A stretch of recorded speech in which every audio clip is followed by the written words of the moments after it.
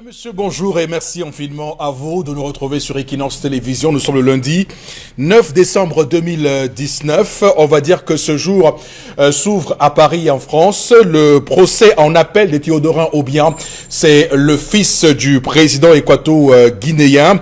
Ce procès s'ouvre alors qu'en instance, il avait été reconnu coupable de blanchiment d'argent. Il avait été condamné, entre autres, à de la confiscation de ses biens à 150 millions d'euros, beaucoup d'argent, alors que à l'époque, la France indiquait que l'argent qui avait été confisqué devait servir à financer des projets de développement en Afrique, notamment en Guinée équatoriale, comme on le fait avec les contrats CD2. On va également dire que pendant ce temps, on se rappelle qu'en 2017, la Suisse avait pour sa part pris un engagement tout à fait différent, puisque la Suisse avait à l'époque retrocédé simplement l'argent détourné par Sani Abacha au Nigeria. Beaucoup estiment que la France devrait prendre le même chemin. Lorsque un dirigeant africain est condamné au blanchiment d'argent, il serait mieux pour la France de restituer l'argent tel quel aux États africains que de commencer à annoncer des financements de projets.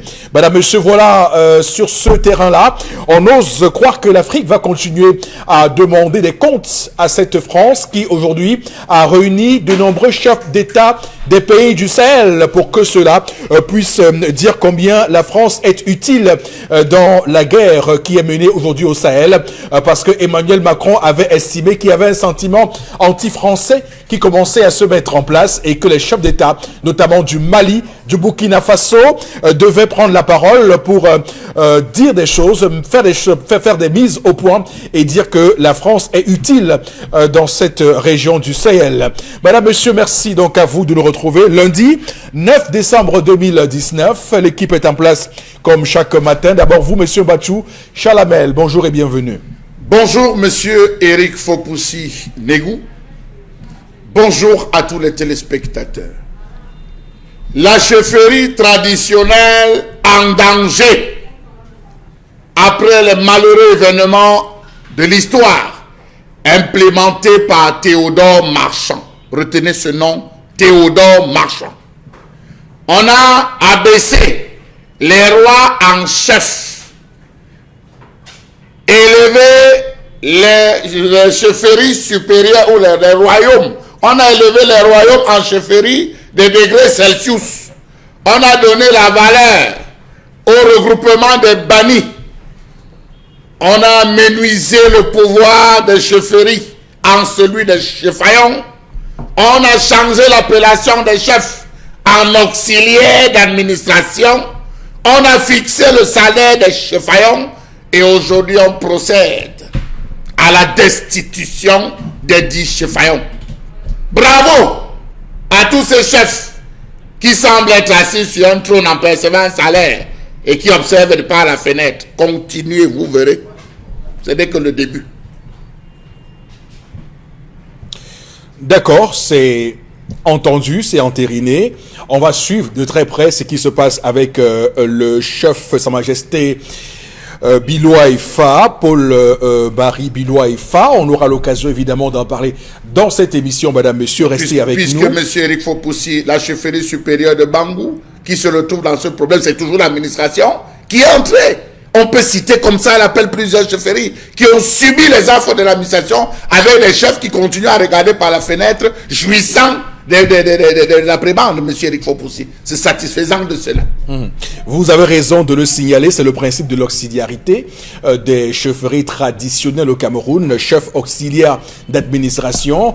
C'est vrai que Sa Majesté Paul-Marie Biloua Ifa est actuellement dans une attitude sereine. Il souhaite attaquer, il compte attaquer cette décision du MINAT, du ministre de l'administration territoriale.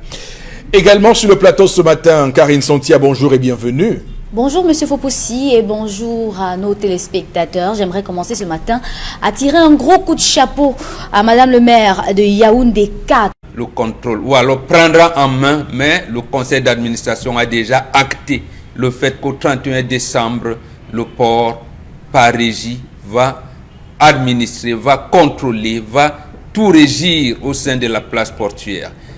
Mais des interrogations pleuve. Il est établi, M. Jones Yembe et le directeur général de Port Autonome, M. Cyrus Ngor, les employés de DIT, de Douala International Container, comme ça que vous l'appelez, terminal, voilà, n'auront pas de problème. Leur ancien patron va partir, mais ils resteront les employés de la place portuaire. Donc, quel que soit le concessionnaire, ils seront recrutés. C'est eux qui seront recrutés. L'autre chose, là, c'est le volet, j'allais dire technique également. Est-ce que le matériel sera rétrocédé au port? Est-ce que la maintenance de ces matériels est à jour? Voilà, parce que là, c'est le curieux problème qui existe dans notre pays, la maintenance. Maintenant, l'intelligence, oui, il peut y avoir des problèmes de logiciels, un certain nombre de choses. Ça peut causer des couacs, mais l'essentiel est là. Il faudrait que M. Jones Yembe et Cyrus Ngor puissent maintenant nous donner des prescriptions, des orientations pour que les Camerounais puissent contrôler entièrement le port, comme c'est le cas à Amsterdam, à Marseille, partout où vous voulez. Et la Banque mondiale, le FMI, laisse la latitude au Cameroun. Ou si vous voulez, que le président de la République et l'institution, la présidence de la République fassent confiance aux Camerounais cette fois-ci. Quitte à tirer les doigts, à taper sur M. Ngor, tout, mais il faudrait que nous exercions à prendre le contrôle du port de Douala.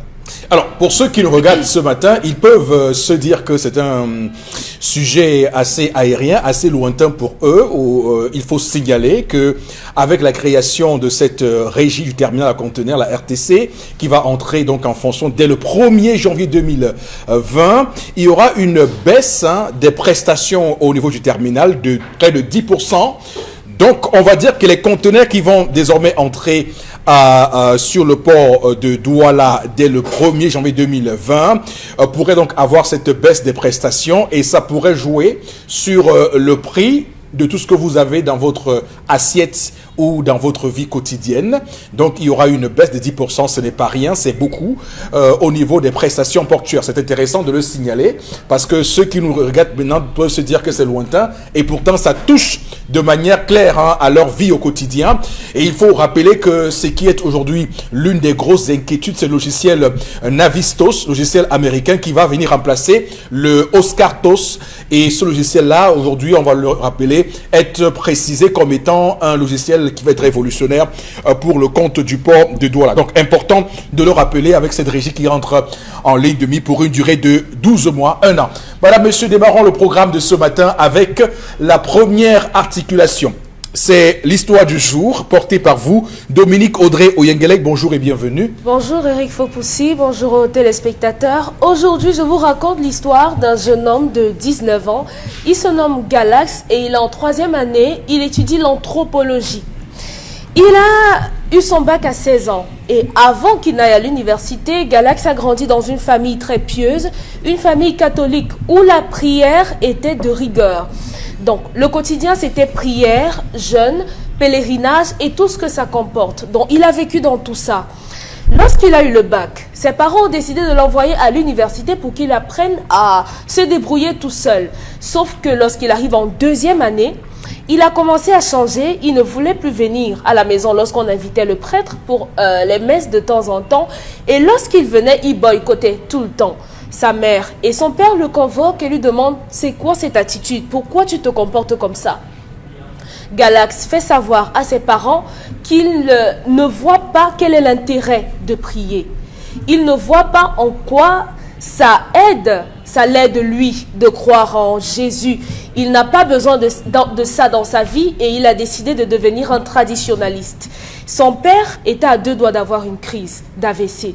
Il dit « Mais attends, qu'est-ce qui s'est passé? Où est-ce qu'on a fauté? Jusqu'ici, on t'a donné le meilleur. On a tout fait pour que tu sois sur le bon chemin. » Il a dit à ses parents, tous les jours, vous allez à l'église. Cette église-là, elle coûte généralement cher lorsqu'elle a une école. On prône le pardon là-bas, oui. On prône le partage là-bas, mais dans ma vie, je ne le vois pas. Donc, que vous le vouliez ou non, moi, j'ai décidé d'aller de l'autre côté. Son père le taxe de sorcier parce qu'il dit qu'il ne sait pas qui a gâté son enfant. Il a dit à son père, papa, très prochainement, j'envisage de me marier et je compte être polygame. Son père lui a dit jamais. Tant que je serai vivant, pas de polygamie dans ma famille. Il a dit à son père de lui dire que même la Bible dit, tu quitteras ton père et ta mère et tu t'attacheras à une femme. Donc ce n'est pas dans ma famille que tu vas m'amener ce genre de choses. Il a dit à son père, c'était juste une information. Le moment venu, je le ferai. Ce sera à toi de voir si tu viens ou pas. La mère de Galax est venue ce matin et elle aimerait savoir comment faire pour sauver son fils qui n'a que 19 ans. Elle a peur que son fils est trempé dans quelque chose de louche. Donc, comment sauver un enfant qui décide de devenir traditionnaliste? Le genre d'histoire, permettez-moi un tout petit peu de rire parce que c'est un retour aux sources. Ça arrive beaucoup, ça arrive parfois. Alors, vous avez dit catholique pratiquant, convaincu, depuis sa naissance, ça arrive à beaucoup de gens. J'entends ce discours-là, surtout en ces temps-ci où, avec l'Église catholique, il y a beaucoup de cas qui sont regrettables. Il y a encore, je lisais sur Internet, c'est quelqu'un qui disait que nous sommes dimanche, c'est un jour du Seigneur.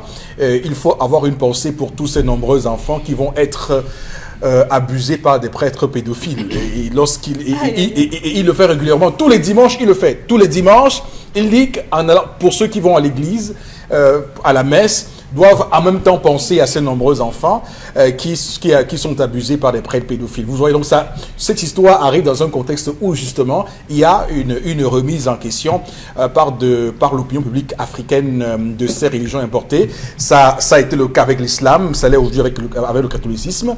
Toutes ces régions qui sont venues justement en Afrique au moment de la colonisation et peut-être bien avant. Donc c'est un grand débat, il faut l'avoir. Mais j'ai envie de faire un rapprochement parce qu'il me semble qu'il y a eu une histoire ici dans cette émission sur les choix d'un enfant. Et Bobok nous a dit sur ce plateau que c'était la question du respect des instructions de papa. Bon, est-ce que ça vaut aussi pour cette histoire? Oui. Ça vaut pour cette histoire. Et j'avais argumenté en disant, on parlemente, on explique. On explique. Mais sauf que l'autre fois... Ça prouve votre grandeur, hein? Oui, tout à fait. Je vous sais traditionnaliste, mais ça montre que vous êtes quelqu'un de très objectif. Absolument. Oui. Ça explique. Il faut expliquer. Oui. N'ayez pas à l'esprit que, j'allais dire, j'ai guidé à papa. Papa a été moulé, maman aussi, dans la tradition judéo-chrétienne. Et il croit dur comme fer qu'il n'y a que Jésus, Marie et tout ce que vous voulez, Dieu d'Israël. Donc, en réalité, papa n'a pas tort de le penser parce qu'on l'a moulé ainsi. Et il pense que les autres choses, c'est comme il a dit, c'est la perdition. Maintenant, vous avez découvert le chemin. Comme le rappelait le ministre Momo, il a dit que lui, il avait le chemin de Damas comme Paul. Bon, voilà. C'est l'inverse ici. Oui. Vous avez découvert le chemin. Vous savez comment vos parents sont dit. Comment éviter donc ce qu'on appelait le conflit à ce moment-là? Moi, je conseille à ce bonhomme, à Galax, de rappeler à ses parents ce que faisait son grand-père, ses grands-parents de part et d'autre. Est-ce que s'il se réfère à cela, ses parents vont se rendre à l'évidence, ce ne sera pas facile, que c'est lui, Galax, qui est sur le chemin de la vérité, de la vie et même de la prospérité. Donc, mais ce sera compliqué pour ses parents. C'est l'enfant à 19 oui. ans. Mais attendez, moi j'admire l'appréciation des parents. Il a dit, tu as déjà le bac.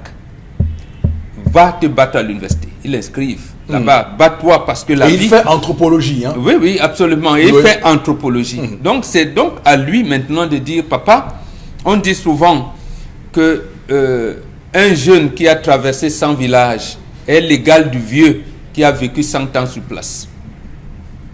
Donc, il a appris l'anthropologie. Donc, il est à mesure et il a les arguments pour expliquer à ses parents ce que faisaient ses ancêtres. Mais bon, est-ce que c'est pas un peu, je veux dire que, voilà, on vous c'est traditionnaliste. Est-ce que le fait que vous le soyez ne vous rend pas un peu, on va dire, partial avec l'histoire de ce matin? Non. Voir un enfant qui va venir expliquer à ses parents, tout ça, je veux dire, à un moment donné, quand même. C'est arrivé à tout le monde. Oui. Moi, mes parents avaient choisi pour moi d'être pasteur à l'église presbytérienne. Et c'est là-bas, je dis, mais ce n'est pas possible, je ne peux pas. Et j'ai parlementé pendant une dizaine d'années pour que mon papa accepte faire tenir des réunions de famille pour dire comment j'ai choisi de faire la sorcellerie, sachant que lui, son papa était là-dedans et que c'est un héritage que je perpétuais et qu'il y avait même un testament.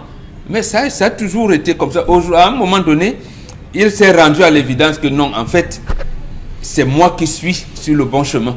Et il a dit à toute la famille et à beaucoup d'autres, alors que lui, il est ancien de l'église, et je vous rappelle qu'il a plus de 80 ans. Donc, c'est ça, il faut parlementer, parce que nous, en Afrique, on évite les conflits. On dit souvent que deux coépouses doivent tout faire pour écraser en utilisant la même pierre. Les enfants, même famille, des frères et sœurs, doivent veiller à manger en utilisant la même cuillère. Mais Donc, quel que soit le quoi cette conflit, histoire diffère de celle où il y a un enfant qui veut jouer au football, qui veut jouer sa passion et qui, on va dire, subit, pas l'opposition de son père, mais qui subit des conditions que son père avance pour qu'il fasse sa passion. En quoi ça diffère? Ça a posé deux problèmes. D'abord, l'enfant, c'est la passion. Oui. Il dit qu'il est passionné par le foot.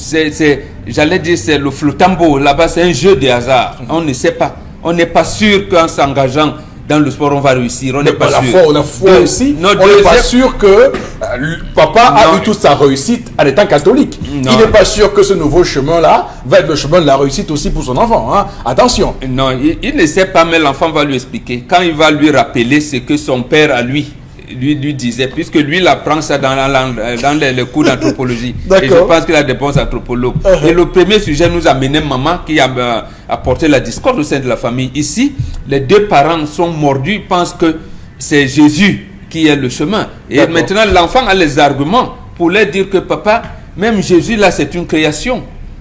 C'est une création calquée sur le modèle de nos ancêtres.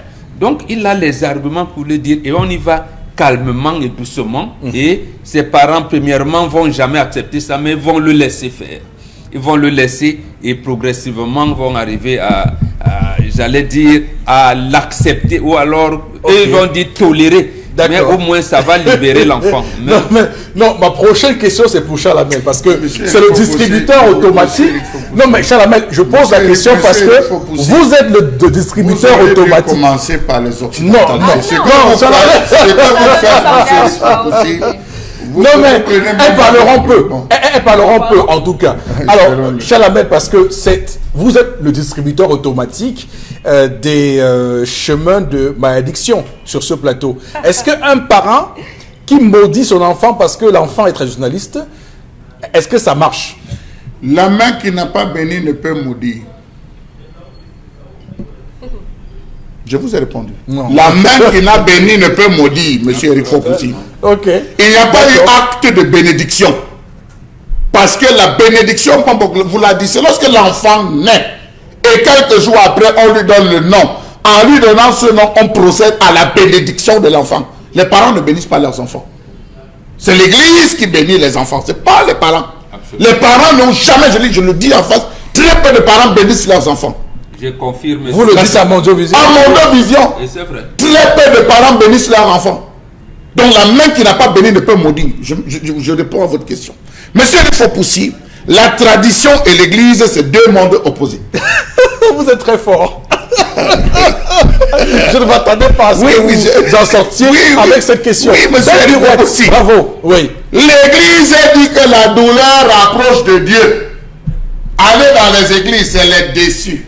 Ceux qui ont échoué, ceux qui n'ont pas de mariage, ceux qui n'ont pas de travail, les gens qui ont des pensées suicidaires, ils sont à l'église.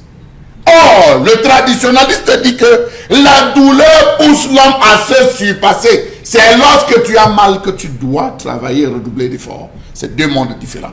Citez-moi un pays qui s'est développé avec la Bible. Aucun. Avec les traditions. J'ai dit avec la Bible. Citez-moi un pays qui s'est développé avec la Bible. Je peux vous en citer. On a le Mali. Je prends les pays, je ne vais même pas loin. On a le Mali. Avant la présence française au Mali. On a eu le Ghana. On a eu le Kenya. On a le grand empire du Sénégal, M. Eric Fopoussi. On a même le Cameroun. avec 3 grands royaumes, M. Eric Fopoussi, avant qu'on éclate le royaume Bassa, qu'on éclate le royaume Bamoun, et enfin le royaume Tika, M. Eric Fopoussi. Quand on parle de grands royaumes, alors, aucun pays où on a mis la Bible ne s'est développé. C'est des pays qui ont chuté parce qu'on vous enseigne de tout laisser à Dieu et de prier. Autre chose, parcourez le discours de Léopold II, M. Eric Fopoussi. Vous allez vous rendre compte que dans le discours de Léopold II, on vous enseigne. Apprenez-les à pardonner 777 fois 7.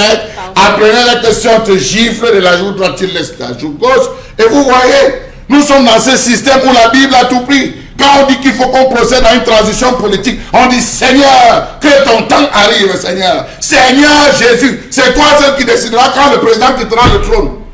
Ah bon? C'est ça compris, M. Le Fopoussi. Nous sommes en plein dedans. Voilà où la Bible nous a mis. Seigneur, fais en sorte que le matin nous réveillons, on a planir les routes. Touche le cœur de tonnerre, qui nous fasse les routes à Douala. Et le gars, chez lui, dort. Il a fini de boire son caviar, son champagne, il dort. Vous êtes là, vous priez. Et son cœur n'a pas été touché. Si son cœur avait été touché, il serait où, M. Le Fopoussi? Combien de jours vous avez des gens qui jeûnent et qui prient pour la paix dans le monde? On jeûne et on prie depuis combien d'années pour la paix seulement en Israël? C'est fini. Donc, M. Eric Fopoussi, le traditionnaliste, il est temps qu'on donne. Voilà un enfant donc qui va s'asseoir, il fait anthropologie. Le gars découvre le nom des premiers savants africains. L'ampoule a été créée par les Africains. La médecine est africaine. On lui enseigne que le goudron qu'on utilise aujourd'hui, c'est fait par les Africains. Que la lampe néon, c'est fait par des Africains. Mais on a placé des noms des Blancs. Il découvre. Il se rend compte, M. Eric Fopoussi, que l'ingénierie M. Eric Fopoussi, est africaine. Les premières horloges ont été réalisées par les Africains. On lui enseigne l'art du mysticisme. Le mysticisme commence par la pensée, une pensée vraie, une pensée qui s'affirme. Je pense que M. Eric Fopoussi est en santé. Ma pensée est tellement forte, en amour et en affection que M. Eric Fopoussi, quelque maladie qui viendrait, il serait guéri. Le pouvoir de la pensée en anthropologie. On lui enseigne, M. Eric Fopoussi, la psychologie, la sociologie, la façon de penser. C'est des sciences très complémentaires. On lui enseigne, M. Eric Fopoussi, que le plus grand médicament de la peau, c'est le bol manyanga. C'est le manyanga. C'est l'huile de palmiste, M. Eric Fopoussi. Quand on noie sur l'enfant, dans certaines traditions, on prend le placenta qu'on mélange pour les bébés. On noie ça sur les bébés jusqu'à ce qu'il grandit. Voilà ce qu'on enseigne en anthropologie. Il sort de la fière. Les premiers enfants nés, on les massait avec l'os du chimpanzé, M. Eric Fopoussi. On enseigne ça. Pendant que chez vous, vous partez donner les griboites, vous partez donner les fongisons, les trucs qu'on à vos enfants. On enseigne à l'enfant comment traîner. C'était un enfant en anthropologie. Voilà un gars qui sort de là et qui se dit, mais j'étais où? Dans le noir. J'étais dans le noir. Et de plus, il va à l'église, il se rend compte que le wifi est codé. Alors, c'est quand même extrêmement... Vous savez, il y a beaucoup de fantasmes sur ces prouesses des Africains noirs. On se rappelle de ceux qui nous ont dit que Confucius, par exemple, que l'on déifie en Chine était un noir. Ceux qui parlent de Bouddha, que Bouddha qu'on déifie était un noir également. Il y a beaucoup de choses que l'on apprend aujourd'hui et qui sont de nature justement à remettre en cause toutes les fondations qui ont été les nôtres depuis que nous sommes nés. D'ailleurs, la même Bible vous dit que vous connaîtrez la vérité et la vérité vous affranchira, ne dit-on pas le plus souvent. Alors, Karine, votre regard sur les comportements de cette histoire? Justement, cette Bible qui dit que la vérité nous affranchira ne nous a pas précisé quelle vérité il s'agit. Mais maintenant, par rapport à l'histoire du jour, je pense qu'on a affaire à un mélange. Parce que lui-même qui le dit, il n'a pas les bonnes raisons. Je suis désolée. Il ne suffit pas de faire 3 ans à l'université pour penser que on peut devenir traditionnaliste ou encore pour penser que ce qu'on a appris depuis là, c'est 0 francs. Lui là, il ne connaît pas pourquoi il le dit. Vous savez que dans des conversations, il y a des choses qui sortent. Et les gens pensent qu'ils ont trouvé la raison pour laquelle ils existent. Seulement en faisant 3 ans d'anthropologie. Je vous dis, même en faisant 3 ans de communication, vous ne savez pas ce que vous allez faire. Vraiment. Vraiment. Bon, je tiens à vous dire qu'il y en a qui, juste avec 1 an de philosophie en terminale, remettent tout en cause aussi. Oui, justement, mais lui, je le dis. Je veux dire que lui, au moins, il est quand même palier supérieur. Lui, lorsqu'il commence à à accéder aux petites notions philosophiques d'introduction à la philosophie, commence à estimer que ce qu'on m'a appris jusqu'ici... Monsieur Foupoussi, c'est un gamin. C'est un gamin qui pense. Vraiment, c'est un ado. Il a beau avoir un bac plus 10. C'est un ado. Et jusqu'à preuve de contraire, quand il va vouloir décider, il aura 21 ans. Il ne va plus prendre l'argent de l'école à son père. Il ne va plus rien prendre. Et là, il pourra dire, papa, je suis autonome. Je ne crois plus en ça, je ne crois plus en ça, je veux faire ma vie. Et là, maintenant, il pourra parlementer. Mais là, il est encore un enfant. Donc, si on veut s'en tenir à ce que les paroles des sages sur ce plateau nous disent souvent, c'est que à un certain âge, on devient l'ami du père. À l'âge là, on peut parlementer, on peut négocier. Il n'a pas encore l'âge d'être l'ami de son père, donc il attend encore. Il continue à prier. Le temps que ça ne va pas résoudre ses problèmes, il pourra revenir dire à son père que papa, j'ai prié, ça n'a pas résolu mon problème. Voilà comment on peut. Bon, ça ne sert à rien maintenant, de prier et de ne pas croire. Non, lui, il ne sait même pas encore en quoi il croit. Monsieur Foupoussi, il veut. Il ne l'est pas encore. C'est le retour aux sources. Non, il n'a même pas encore fait le retour aux sources. Il est dans les livres. Il est dans les livres. Il n'est pas encore aux sources. Est-ce qu'il connaît là où on a enterré son grand-père, lui qui parle qu'il va être traditionnaliste? Est-ce qu'il connaît bon, là c'est un cheminement, il va... Le cheminement. Ouais, c'est un cheminement. C'est la raison pour laquelle il n'a pas à décider maintenant. Il n'a pas à décider maintenant parce qu'il n'en sait rien de rien. Bon, il a au moins commencé maintenant. Je suis en train de dire ceci. Ouais. Il est très difficile pour quelqu'un qui toute sa vie a vécu dans une vérité, de la déconstruire, juste comme ça. Ok, merci. Alors Charles, oui, juste Monsieur Eric, pour précision, oui. Je vais dire à Karine Santia que le jour qu'elle va discuter avec le professeur Dengele Bodi et Dengele, elle va discuter avec lui, c'est un professeur d'anthropologie. En 1 heure, elle va changer toutes ses pensées et ses points de vue. Il ne suffit pas, aujourd'hui vous venez nous dire à la télé que 3 ans, un enfant qui a fait 3 ans en anthropologie ne pense pas. Vous réduisez la licence. Non, mais permettez-moi, vous venez réduire la licence des Camerounais. Je suis désolé, non, je suis désolé. Je suis désolé, il faut respecter le diplôme. C'est ce que nous combattons sur ce plateau. Il faut respecter le diplôme. Il a fait 3 ans d'anthropologie. Il sort de là, il peut penser déjà à 3 ans avec la licence. Je lui dis qu'un enfant qui a la licence au Cameroun ne pense pas que c'est à vous sur ce plateau que j'ai entendu qu'à partir de 20 ans, l'enfant est l'ami de son père. Il ne l'est pas encore. Je dis, elle a dit 3 ans. C'est ça que nous refusons au Cameroun, qu'on dise que le diplôme n'a pas de valeur. Non.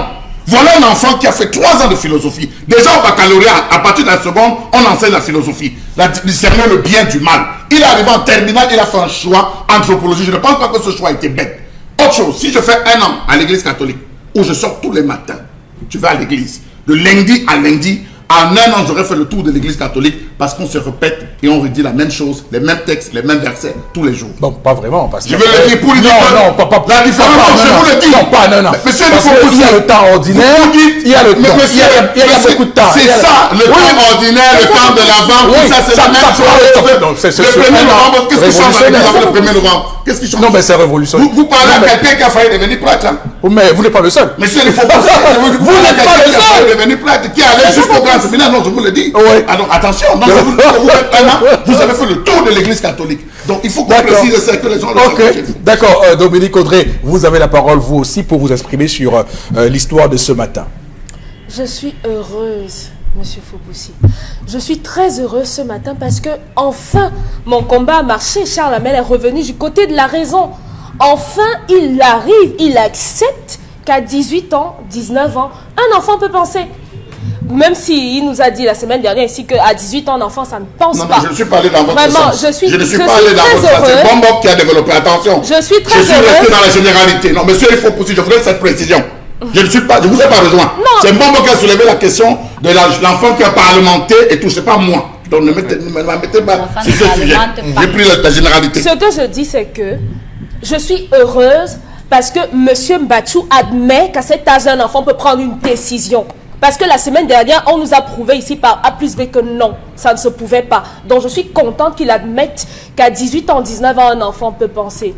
Les parents qui pensent qu'on peut obliger les enfants à aller à l'église, peut-être vos enfants iront, mais ils n'iront pas pour les bonnes raisons. ils iront juste par figuration, ils iront juste pour vous faire plaisir. Donc, je reste constante. Chacun fait ses choix. Si votre enfant a estimé qu'il veut devenir, comme le père de Galax a dit, un sorcier, qu'il soit un sorcier. S'il décide de devenir prêtre, qu'il le soit. Dans la maison de qui? Bah, dans votre maison. Non, arrêtez. Non, c'est Dans la maison Dans de qui? votre maison. Arrêtez un peu, arrêtez. Dans ma famille, il y a un pasteur et pourtant personne n'est chrétien chez nous. Pourquoi? Et dans ma famille, il y a un Non, mais- pasteur. Mais pourtant, Arrêtez, ceux qui ça ont dépend, un ça chrétien chez dépend de nous, votre- ça n'empêche Arrêtez qu'il soit un enfant Non, de mais ma arrêtez un famille. peu quand même. Quoi? Arrêtez. Dans la maison de qui? Mais attendez, monsieur Fopoussi, vous ne pouvez pas Imaginez les imposer vos choix à votre enfant. Non, mais pourquoi pas?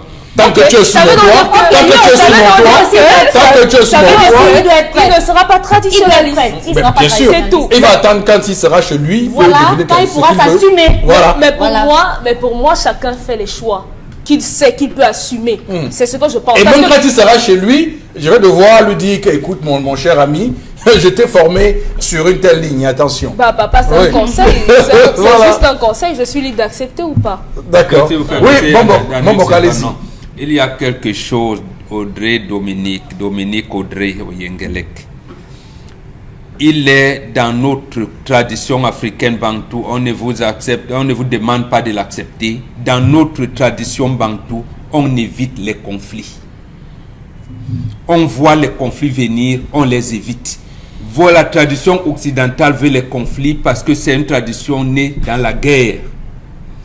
Donc, lorsque un enfant, on parle toujours de parlementer, même lorsque l'enfant est disciple, à un moment donné, ça veut dire quoi? Ça veut dire que papa vient vous dire, mets les braises dans ma pipe. Attention, il te met sous ses pieds. C'est-à-dire, vous observez, parce que la première science, même la science commence par l'observation. Mais vous commencez par les hypothèses et les conclusions. Quelquefois, vous commencez par les conclusions sans savoir même l'observation, les hypothèses, la démonstration. Le problème, c'est ça. Nous, en Afrique, on sait bien et on prépare l'enfant quand on circoncis l'enfant à 10 ans. C'est pour qu'il sache que ce qui va donner la vie là peut aussi tuer, il doit sentir mal. La petite fille qui commence les règles, pourquoi maman te dit ferme les pieds? Ferme les pieds. Donc nous, on apprend et on évite les conflits. D'accord. Et on parle. Ok, c'est compris. On va s'arrêter là pour ce matin pour l'histoire du jour. Madame, monsieur, on a largement débordé le temps qui nous était imparti. On va tout de suite prendre avec vous, madame, monsieur, la colère de Charles Hamel.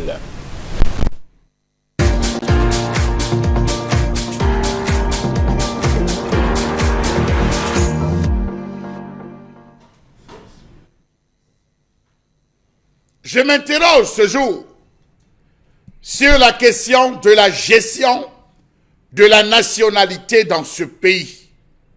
Nationalité camerounaise. Je suis camerounais et fier de l'être, entend-on souvent. Est-ce que l'identité et les droits sont assurés par nos gouvernements, par nos gouvernants? Quelle différence peut-on se poser aujourd'hui? Y a-t-il entre la nouvelle carte d'identité et l'ancienne carte d'identité, pour parler trivialement et simplement, puisque c'est tenu par les autres? En cas de rupture de contrat, l'ancien concessionnaire laissera-t-il sa base de données ou l'emportera-t-il avec lui? Telle peut être la question. Parce que même à ce niveau, les Camerounais ne gèrent pas la nationalité. L'identité est tenue par les étrangers. Avant, on a eu Thalès. Aujourd'hui, on a Gemalto. N'y a-t-il pas de Camerounais qui peuvent tenir et gérer avec précision et efficience la nationalité camerounaise? Telle peut être la question. Franchement, interrogeons-nous. Peut-on dire que cette nouvelle carte, pour parler d'elle, telle que pensée, permet franchement l'accès sécurisé à des services électroniques de type e-gouvernement via des portails Internet grâce à une authentification forte et électronique par l'intermédiaire de certificats numériques émis par l'autorité de délivrance de la carte? Point d'interrogation. Les nouvelles cartes ont une puce. Cette puce sert à quoi? Lors de l'interpellation, lors de la rédaction d'un éventuel document où il faudra légaliser cette puce-là a été mise pour qui, pourquoi? Point d'interrogation. Peut-on dire en amont, avec conviction, que l'état civil camerounais a déjà réussi le pari de la sécurisation des actes de naissance pour parler de la nationalité? Le premier Malien qui arrive au Cameroun peut en 1 heure devenir Camerounais. Le premier Gabonais qui arrive en 1 heure ou 30 minutes, il peut devenir Camerounais grâce à un acte de naissance qu'on appelle trivialement chez nous Kumba. Pourquoi mettre la charrue avant le bœuf? Telle peut être la question. Dites-moi, est-ce que le Cameroun a prévu la formation des développeurs camerounais pour la prise en main et la rétrocession des codes sources du logiciel AFIS qui permet de gérer les doublons, qui faciliterait la gestion unique, de sorte de ne plus dépendre de Gemalto, par exemple? Dites-moi, est-ce que les valises biométriques mobiles et statistiques livrées par Gemalto pour la capture des empreintes digitales disposent-elles d'autres captures pour les compatriotes des secteurs primaires du genre agriculture, sylviculture, pêche et activités minières qui ont des doigts lisses, donc pas d'empreintes lisibles par la force des travaux, les lépreux et autres accidentés des mains? A-t-on pensé à cela? Autant de points d'interrogation. On nous a vendu la gestion de la nationalité, mais hélas, nous n'avons rien. Nous dépendons des autres. J'ai ma carte d'identité, mais je puis vous assurer qu'elle ne m'a jamais servi sur le plan numérique. Juste à présenter lors d'une interpellation, monsieur, présentez-vous, je sors, le policier dit remettez dans la poche, ça va. La puce, laquelle était son rôle? Pourquoi avoir dépensé de fortes sommes pour en arriver là? Peut-on affirmer sans aucun risque de se tromper que l'identité camerounaise est sécurisée? Si on descend au camp Yabassi, si on descend au camp Tchadien, si on descend dans les zones de chargement, peut-on être sûr à 100% qu'on pourra s'en sortir avec la sécurisation de l'identité? Peut-on se servir de sa carte d'identité puisqu'elle obéit au principe du I pour faire un retrait d'argent dans un distributeur? Comment comprendre qu'il faut encore procéder à des photocopies pour se faire servir dans certaines structures de ce pays? Que dire de la rareté des passeports? Que dire de la rareté des cartes de résidents? Autant de questions qu'on se pose parce qu'il est plus facile de l'avoir. Peut-on conclure que la production de la carte nationale d'identité, complétée par d'autres titres tels que la carte de séjour, la carte de réfugié, la carte de retraité, est protégée? Comment comprendre cette reculade véritable que connaît désormais le processus de fabrication de la carte nationale d'identité camerounaise et autres titres sécuritaires? Pour avoir sa carte d'identité, vous allez attendre des mois, mieux des années, alors qu'on a été inscrit à l'école du high-tech sans notre accord. Comment comprendre que ce soit les étrangers qui gèrent 50 ans après l'établissement de la carte nationale d'identité et autres titres? Comment comprendre qu'il n'existe aucune structure camerounaise capable de contrôler la nationalité dans ce pays? Savez-vous que celui qui contrôle l'établissement de la carte nationale d'identité et autres titres d'un pays sera capable sans aucun stress de maîtriser le potentiel politique, le potentiel économique, le potentiel technique, le potentiel artistique et culturel de ce pays? Celui qui a la même mise sur l'identité et la nationalité camerounaise peut aisément déterminer le domaine de compétences des Camerounais, les filières manquantes à la chaîne, les insuffisances dans les secteurs d'activité, j'en passe. Vous comprendrez pourquoi ils ont toujours un coup d'avance sur nous. Ils savent où frapper sans avoir un quelconque problème. Franchement, que nous arrive-t-il? Comment comprendre que toutes les régions s'émaquent, toute la région s'émaque?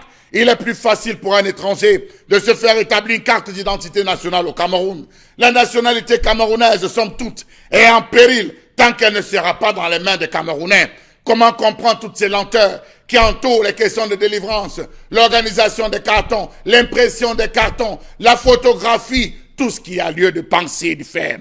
Comment comprendre ces erreurs qui ne cessent de se chiffrer alors que tout semble être parti pour avoir un produit réalisé avec les spécialistes de la question? Ah, Cameroun, à quand la nationalisation des divers actes et titres souverains?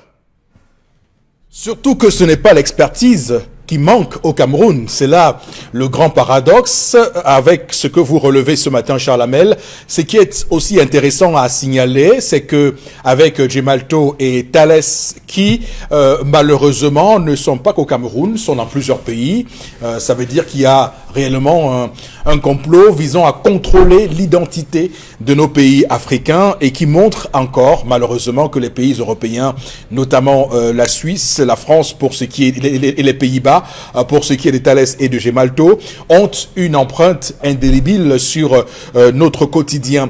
L'autre question qu'on devra également se poser ce matin, c'est la qualité même de cette identification, puisque ça a créé beaucoup de débats sur les informations qui sont contenues sur notre carte nationale d'identité. Il faut rappeler que la question de l'adressage est aujourd'hui liée intimement à cette CNI, puisque vous voyez très bien que les informations que nous donnons ne sont pas de nature à faire en sorte qu'on ait clairement des données sur une personne. Normalement, quand vous regardez les CNI des pays comme l'Allemagne ou de la France, vous allez constater que sur ces cartes nationales d'identité, vous avez par exemple le lieu exact où vit la personne, donc la rue, jusqu'à sa porte. Donc on a des informations quand même assez précises, ce qui malheureusement n'est pas le cas pour le Cameroun. Est-ce que c'est parce qu'on ne peut pas le faire?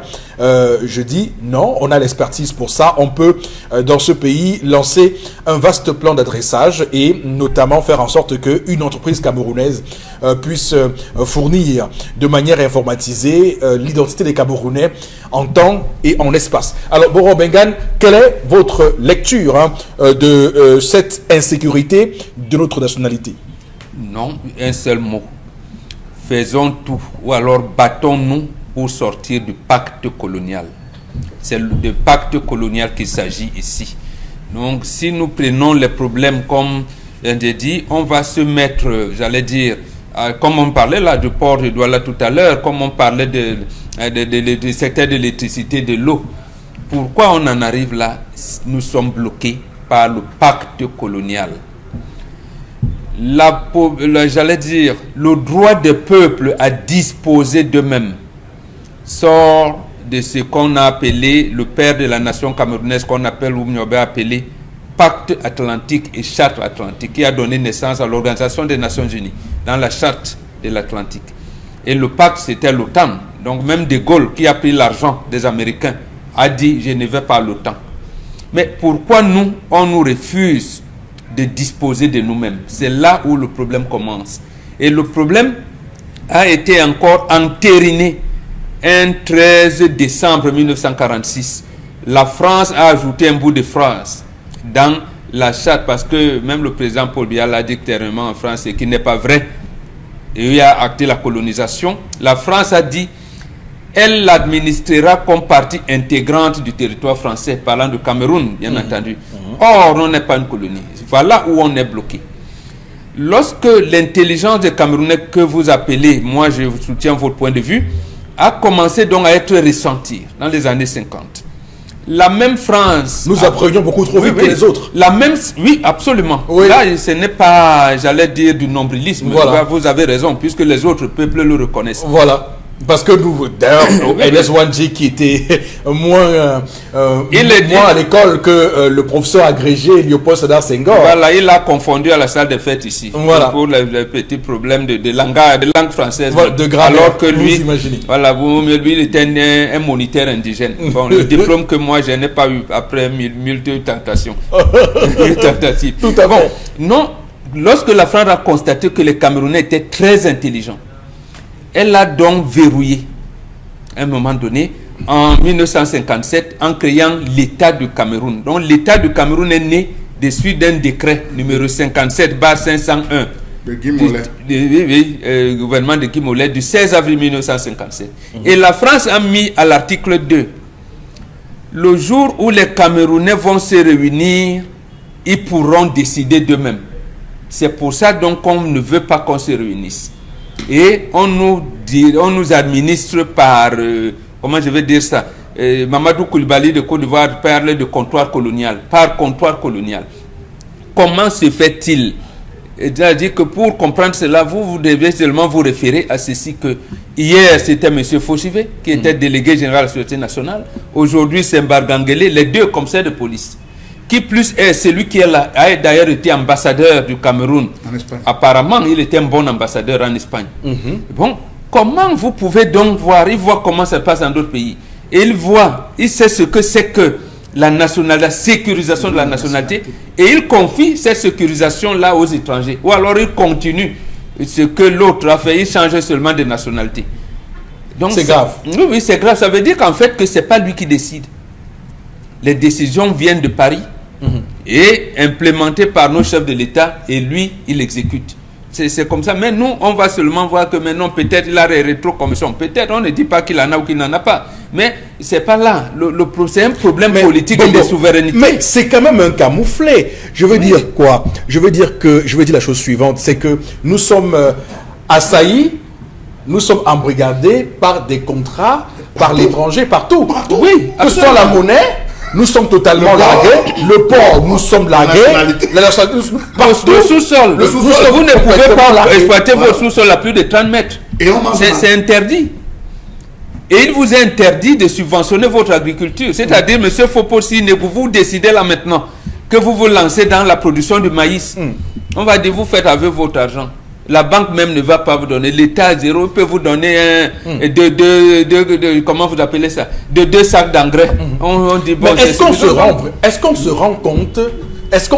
D'ailleurs, je me souviens encore parce que j'ai sur Internet regardé une image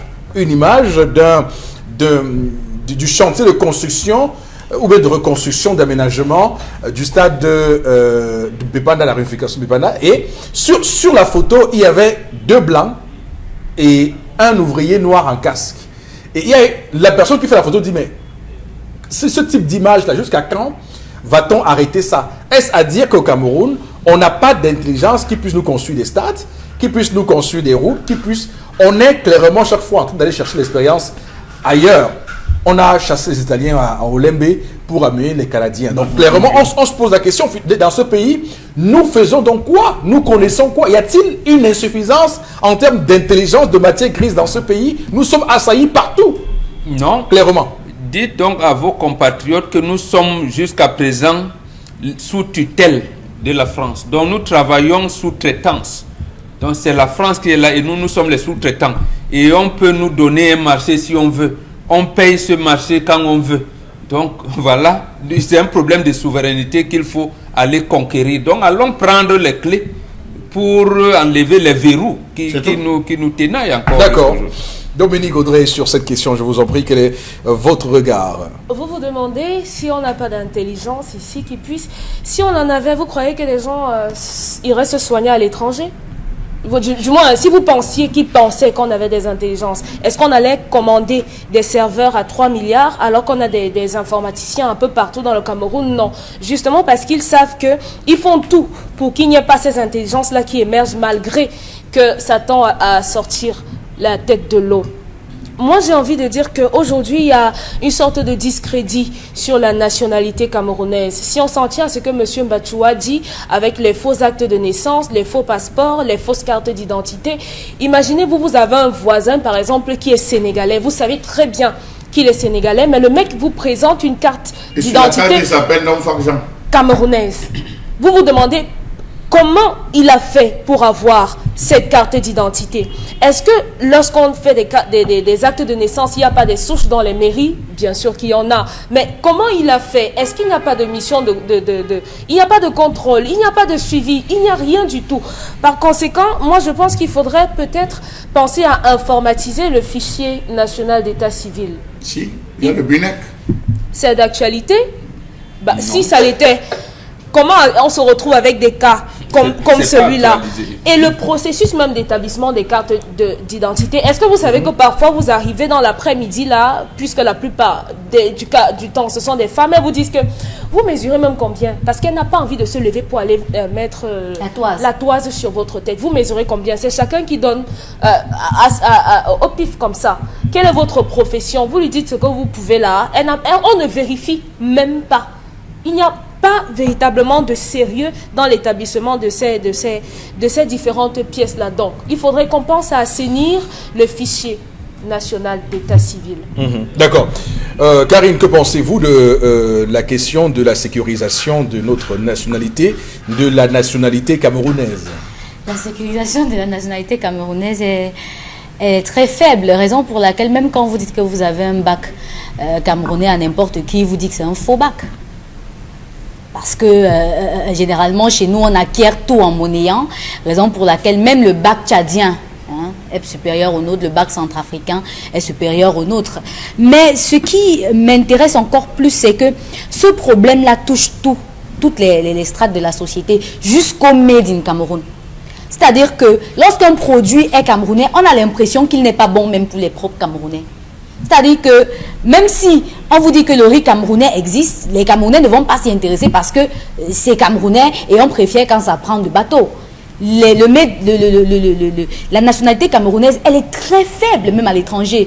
Quand vous avez, raison pour laquelle nos frères, quand ils parlent, il faut qu'ils changent la nationalité pour paraître plus crédibles. Lorsqu'ils ont la nationalité camerounaise, c'est très difficile pour eux d'être crus ou encore d'être pris en compte partout où ils vont. Et on assiste souvent à ce qu'on voit où même les Guinéens peuvent nous rapatrier parce que pour eux, vraiment, nous ne sommes rien du tout. Alors, Chalamel, c'est quand même une question importante que vous soulevez ce matin avec tout ce qu'on a cité dans cette émission en évoquant clairement le fait que nous ne soyons pas au départ et à la fin de notre nationalité. Monsieur Eric Fopoussi, lorsque Thales s'en allait, Thales avait suffisamment fait une base de données. On nous avait raconté qu'il y avait eu un bug, il y avait eu ceci. Cette base de données allait où? Aujourd'hui, Gemalto est arrivé, Gemalto refait une autre base de données. Ayons le courage de le dire, monsieur Eric Fopoussi, un pays qui permet à un autre pays souverain d'obtenir les empreintes de ses citoyens n'est pas un pays. Oui, monsieur Eric Fopoussi, c'est les autres qui ont nos empreintes. Ce n'est pas nous qui les tenons nos empreintes, monsieur Eric Fopoussi. Vous avez tout à l'heure soulevé la question. L'argent même, on n'a pas. Même la carte d'identité, monsieur Eric Fopoussi. Ça, c'est le premier point qu'il faut se poser. Donc, il n'y a pas de sécurité. On n'a pas pu sécuriser l'acte de naissance. Je dis l'acte de naissance. C'est le premier élément fondateur pour avoir même la carte d'identité. Si l'acte de naissance n'est pas sécurisé, on s'attend à quoi? Voilà notre question qu'il faut se poser. Monsieur Eric Fopoussi, nous avons l'imprimerie nationale. Jusqu'à une certaine période, l'imprimerie nationale était on avait mis l'imprimerie à contribution pour la réalisation des cartes nationales d'identité. On arrive, on découvre maintenant les sous-traitances, on découvre les marchés extérieurs, on fait venir d'abord Thales, après Thales, vous vous rendez compte qu'avec Thales, vos cartes ne faisaient même pas 2 mois, 2-3 mois. Après le nylon, là, s'envolait, il fallait aller refaire la carte défectueuse, il fallait refaire. On dit non, on a trouvé, monsieur Eric Fopoussi, on a trouvé quelqu'un qui fait mieux. On a vu Gemalto. Gemalto arrivé en présentant à l'État du Cameroun le polycarbonate. Or, monsieur Eric Fopoussi, la durée de vie du polycarbonate, c'est de 3 à 5 ans.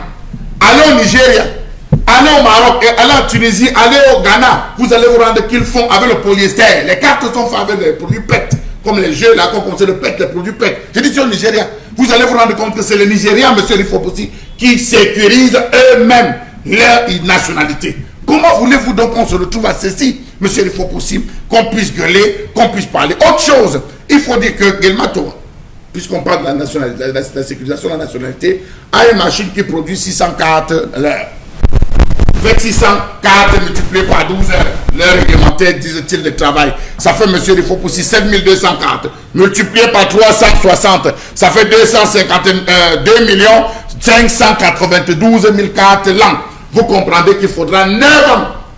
9 ans pour pouvoir permettre à tous les Camerounais, à 25 ou 26 millions de Camerounais, d'avoir des cartes nationales d'identité. Donc, par contre, le gars qui est à Mora, le gars qui est à Kété, qui est à Mbang, qui est, je ne sais pas moi, monsieur, ou à Toptoyo, de l'autre côté de la frontière, ne pourra pas avoir sa carte à temps. Raison pour laquelle vous, monsieur Eric Fopoussi, vous avez attendu 1 an, 2 ans pour pouvoir rentrer en possession de votre carte nationale d'identité. Or, si on avait permis à Douala dans le processus de décentralisation, on avait permis à Douala de pouvoir faire ses propres cartes d'identité. Si on avait permis à la région de l'extrême nord, à la région du nord, on avait autonomisé M. Rifopoussi, on n'aurait pas perdu tout ce temps. On aurait permis aux Camerounais, ça aurait créé des emplois, la photographie, l'identification, la toise et tout, on se serait en sorti. Mais hélas... Ok, information capitale, c'est que Telles étant parti et Gemalto étant arrivé, Gemalto étant en procédure de Bancorou, Tales est rentré dans le capital Gemalto. Donc c'est pour vous dire que Tales est parti pour mieux revenir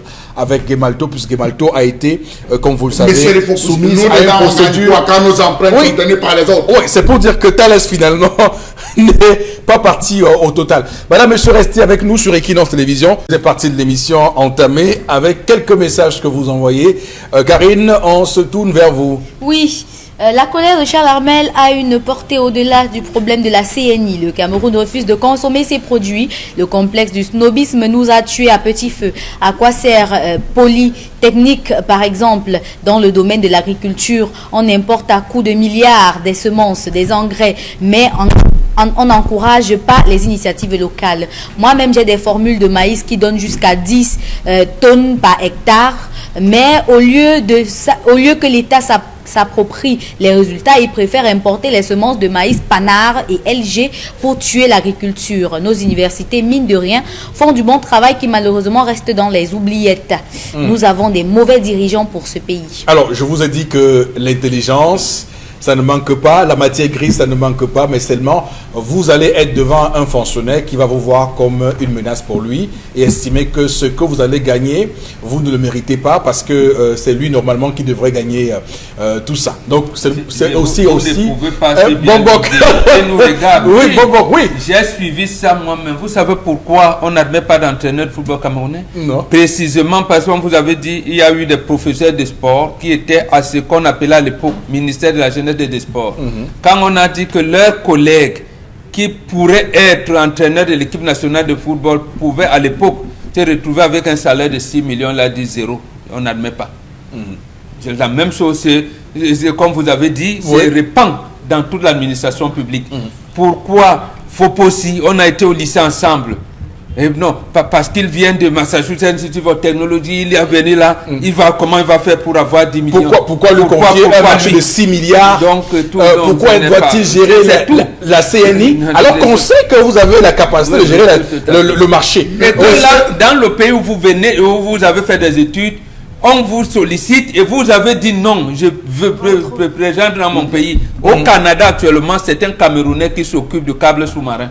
Voilà. Il a travaillé la Sonel. Voilà. Lorsque ici chez vous, vous n'arrivez pas à passer les câbles, c'est un Camerounais qui a été un ancien de la Sonel. En tout cas, les petits goals, c'est quand les enfants jouent au petit goal, ils coupent ces câbles. Il faut qu'on dise aux Camerounais que vous n'êtes pas souverain.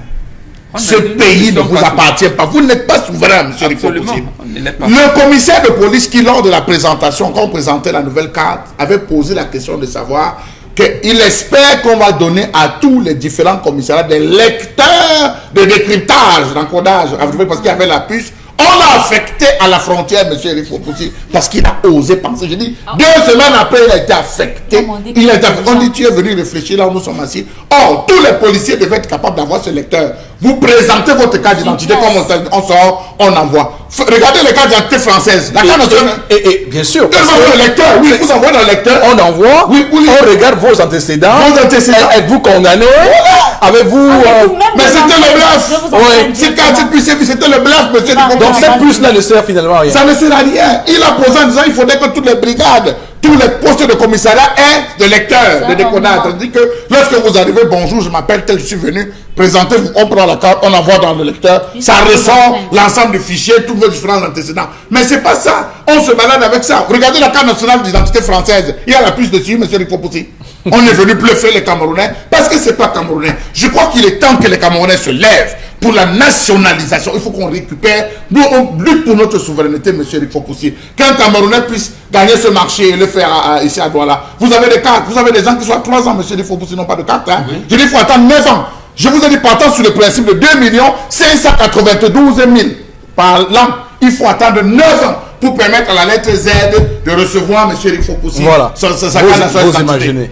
Alors, l'avantage avec un Camerounais, c'est qu'il va délocaliser les usines pour la fabrication des cartes et ça créera d'abord de l'emploi. Voilà l'imprimerie nationale, monsieur. L'imprimerie nationale qui Non, mais confions ça à des Camerounais qui peuvent faire ça. Ça veut dire délocaliser les usines à travers les 10 régions du Cameroun, faire en sorte de créer l'emploi sur place et de maîtriser la question et de pouvoir faire ce qu'on appelle l'intelligence économique, l'intelligence sécuritaire. Ça veut dire de bloquer nos informations parce que ce qui est intéressant de dire, c'est que lorsque ces étrangers-là ont des renseignements aussi puissants, aussi profonds sur nous, oui, on est facilement déstabilisable. Oui. Ça veut dire que si ces gars-là lèvent le petit doigt, nous sommes déstabilisés. Celui qui contrôle la nationalité d'un pays connaît le nombre d'ingénieurs, le nombre de médecins, le nombre de stratèges militaires. Il a tout ça sur la main, monsieur Rifokoussi. Oui. On sait qu'il y a tel nombre d'enseignants, on sait qu'il y a tel nombre de médecins, on sait qu'il y a tel... On connaît ça. Donc, il suffit d'actionner justement un petit levier pour déstabiliser, pour dire, voilà, si on veut toucher ce pays, commençons par toucher l'ensemble des ingénieurs de ce pays, et on les égoule tous, permettez-moi le terme. Voilà où il faut parler des tentatives de déstabilisation du Cameroun, au lieu de nous parler des tentatives de déstabilisation. Donc, il y a des informations sur nous qui sont connus par nos concurrents, parce qu'il faut voir ces pays-là comme étant des concurrents. J'aime pas le thème de partenaires, d'amis, de pays. C'est des pays concurrents. On doit intégrer ça au Cameroun. Malheureusement, on est toujours dans les trucs d'amitié. Oh, bon, la France, c'est un ami, c'est un pays ami. Le pays, on coopère bien. Non, c'est des concurrents. Ils se battent pour leur survie. Nous aussi, nous battons pour notre survie. C'est aussi simple que ça, sur Terre. Allez-y, Karine. Pourquoi ne parlez-vous pas du téléphone satellite et un iPhone qu'un officiel américain a offert aux terroristes du Libye? Alors, un autre message ce matin. Alors, vous parlez, voilà, à vous parlez de la carte nationale d'identité, c'est comme le Njambo, ça sort comme ça ne sort pas. La preuve, j'ai fait la carte le même jour avec mon frère, pour lui est sorti, et ça fait 6 mois, j'ai toujours pas reçu ma carte d'identité. Ça, c'est Yann Zamorano qui nous a écrit sur Facebook. Un autre message, l'histoire de jour me touche personnellement. Ça fait 4 ans que j'ai quitté l'église catholique romaine. Mon papa est catéchiste et ma mère chrétienne engagée. Ils ont eu du mal à l'accepter. Ils m'ont traité de vampire. Une seule chose me motive. Faut mieux être un bon sorcier que d'être un mauvais chrétien. Antoine Kem depuis Nkumba. Oui, mais ne crée pas de conflit. Continuez à expliquer en vous inspirant de ce que leur papa leur disait quand ils étaient jeunes, puisque vous avez leur manière. Il n'a rien à expliquer. Non, si, il a expliqué. Bon, à supposer que ce papa se lève le matin, dimanche, et lui dit, viens, on va à l'église. Non, il ne va pas. Il désobéit? Non, ici, il désobéit. Il désobéit.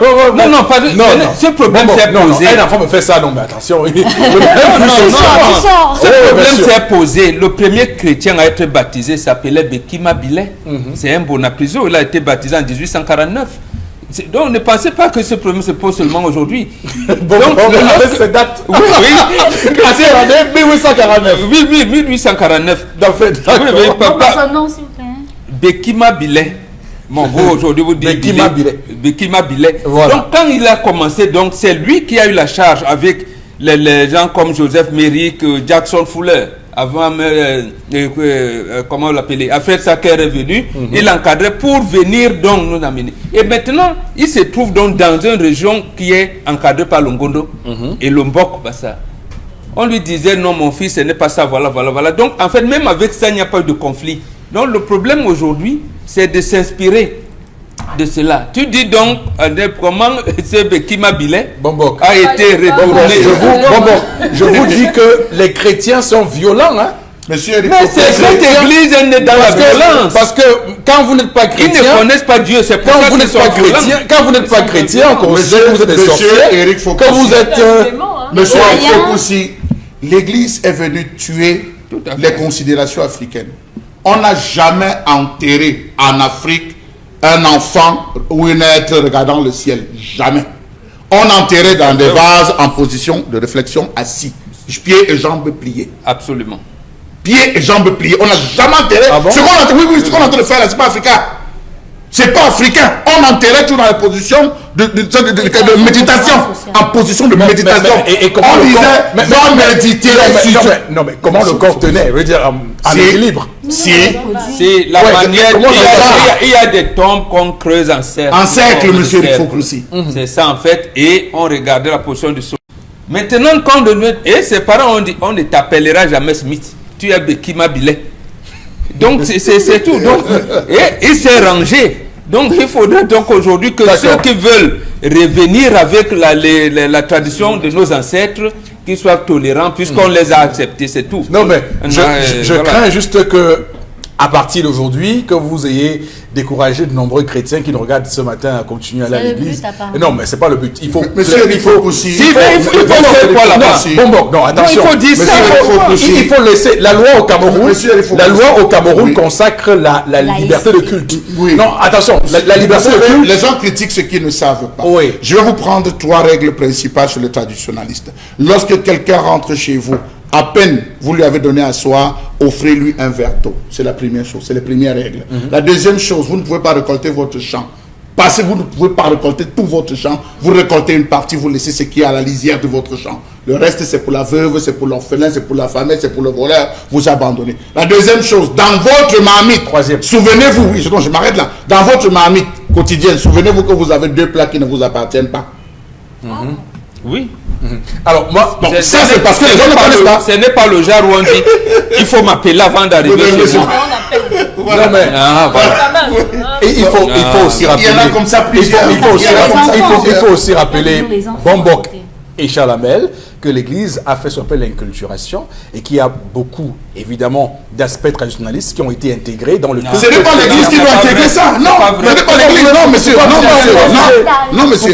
Pourquoi vous refusez ça? Non, monsieur. À l'Église d'épouser certains principes et préceptes. Monsieur Eric Fokroussi. Tu n'as pas épousé. C'est nous qui devons vous savoir si on peut intégrer certains principes de l'Église dans notre culture. N'oubliez pas que c'est vous qui avez donné les terres pour que les églises s'installent. Oui, mais on leur a donné des consignes qu'ils n'ont pas respectées. Je vous ai parlé de ce Billet, Bekima Billet Smith. Oui. Et ce qu'il en a eu après lui. Donc, non, il ne faut pas qu'on se tourne. D'accord. Ce sont nos ancêtres qui les ont accueillis. Essayons de... Oui, mais puisque lorsqu'on baptise, on t'appelle tel, à partir d'aujourd'hui, tu porteras le nom de... Pendant qu'on verse, tu porteras le nom de l'apôtre Paul ou l'apôtre de ceci. On te donne un nom là-bas, mais sauf que ce nom n'est jamais mentionné. Il faudrait que les Africains reviennent à l'essence, monsieur Eric Fokroussi. Quand on vous dit monsieur Négou, entre Eric et Négou, vous choisissez quoi? Négou. C'est Négou qui fait de vous ce que vous êtes, monsieur Fokroussi. C'est pas Eric. Et vous avez des gens qui ont dit, oh, ça la merde. Non, monsieur. Appelez-moi par mon nom. Oui, je me sens vivant par mon nom. Oui, monsieur, il faut pousser. Merci beaucoup. Merci. Ben, vous faites votre révolution, la révolution. Non, attendez. Vous dites Bombok Bergane. Où est le prénom? Où est le prénom à l'intérieur? Je connais son prénom. Je connais son prénom. Voilà, merci beaucoup. Alors, on va juste dire que, évidemment, c'est des débats qui passionnent, des questions de croyance et de foi et tout le reste. Nous ferons peut-être une émission spéciale là-dessus, peut-être une colère aussi là-dessus, Chalamel, pourquoi pas, parce qu'on sent... Ils sont violents, monsieur. Non, mais bien sûr. Oui. Pendant que nous, on est tolérants et ils sont violents. Ouais. Imagine ce qu'ils diront sur Facebook. Voilà, on va dire que nous sommes les démons. Alors, on va dire que ce plateau démoniaque. On va tout de suite prendre la revue des réseaux sociaux, Karine. Dans le cadre de la revue des réseaux sociaux, aujourd'hui, on va parler tout d'abord de la destitution de Sa Majesté Bilo Aefa, chef de 3e degré du quartier Mesankoaba, Koba, arrondissement de Yaoundé 2e, département du Foundi, pour les raisons suivantes: instigation et incitation à l'insurrection, insubordination caractérisée à l'endroit des autorités administratives, participation active à une manifestation publique interdite. Alors, c'est quand même lourd, hein. Alors, je voudrais quand même rappeler, et je tiens à le dire ici, il faut dire que Sa Majesté Biloa Efa avait été arrêté au cours des marches du 1er juin et du 8 juin. Il y a eu 2 marches, du 1er et du 8 juin. Et parmi ces gens-là, beaucoup avaient été libérés par le TPI à Yaoundé. Souvenons-vous, parmi lesquels Biloa Efa. Donc, il y avait eu un non-lieu sur son cas. Il n'a pas été condamné comme les autres, ou bien il n'a pas bénéficié de l'arrêt de poursuite comme les autres. Lui, il a été libérés comme l'autre Angébel Le Bon d'Achoua parce qu'on avait considéré qu'ils n'avaient rien à faire dans cette histoire. Donc, ils avaient été élargis. Donc, juste avec cet élément d'information, on se pose la question, d'où vient-il que le MINAT trouve des raisons aussi graves pour destituer le chef, Sa Majesté Biloua Ifa? Bon, Bengan. Nous avons hérité deux choses de l'administration coloniale française, la répression et la corruption. Cette administration française, apparemment, je pense qu'il y a un chef qui est encore vivant aujourd'hui, Sokoudjou, tout votre honneur, Sa Majesté. Au moins, lui, il a été déporté à plusieurs reprises. Il y a d'autres chefs qui sont morts à l'étranger. Parce que, précisément, ils ont dit, entre le fait d'être auxiliaire de l'administration et la préservation des valeurs traditionnelles, s'il faut mettre dans la balance, nous actons pour la préservation des valeurs traditionnelles. L'administration coloniale est venue à trouver les royautés sur place. Donc, le chef EFA, premièrement, dans l'acte de procédure de destitution des chefs, serait encore, parce que c'est un acte, c'est un arrêté préfectoral. Mais là, est-ce que le préfet de Mfundi a constaté un certain nombre de choses, j'allais dire des types de comportements qu'avec cette administrée, il est en faute? Je ne pense pas. Dans les marches, donc, puisque c'est ça qui semble fonder l'équipe, il est établi qu'il n'a pas été parmi les marcheurs. Mais il est militant de ce parti-là. Ou alors proche, je ne sais pas si les militants... Du moins, il a été... Mais on ne l'a pas arrêté au cours des marches. Du 26 janvier, la marche en question. Voilà, on ne l'a pas arrêté au cours des marches. C'est pour cette raison, effectivement, que la justice l'a élargi. Parce qu'on a dit, les interpellations, on a fait... Du moins, il a été acquitté par le TPI. Oui, on pouvait arrêter des gens. Il y en a qui allaient acheter les beignets. Quand on vous arrête en allant acheter vos beignets, après on se rend compte que, bon, non, vous n'étiez pas... Il y en a qu'on avait soupçonné que, parce qu'une réunion s'était tenue chez lui, il avait tenu des réunions chez lui et tout ça. Donc, au regard de tout, donc, la justice vous élargit. Votre autorité, j'allais dire, votre supérieur hiérarchique le plus proche ne vous reproche de rien. Parce que l'autre là, comme on dit, qui peut le plus, peut le moins, donc il saute sur tout le monde, il vient vous couper la tête. Donc voilà ce genre de comportement qu'on doit bannir et qu'on doit combattre dans une république. Je dis bien qu'on doit combattre parce que là, il faudrait qu'on... On est comme dans un pays où la justice absolument. Devient le marché que les citoyens commencent à s'ériger contre un type de comportement. Et je termine par là. J'ai l'habitude de citer le 3e considérant de la Déclaration universelle des droits de l'homme, qui dit qu'il ne faut pas, il faut que le pays, un pays soit un état de droit pour préserver les citoyens.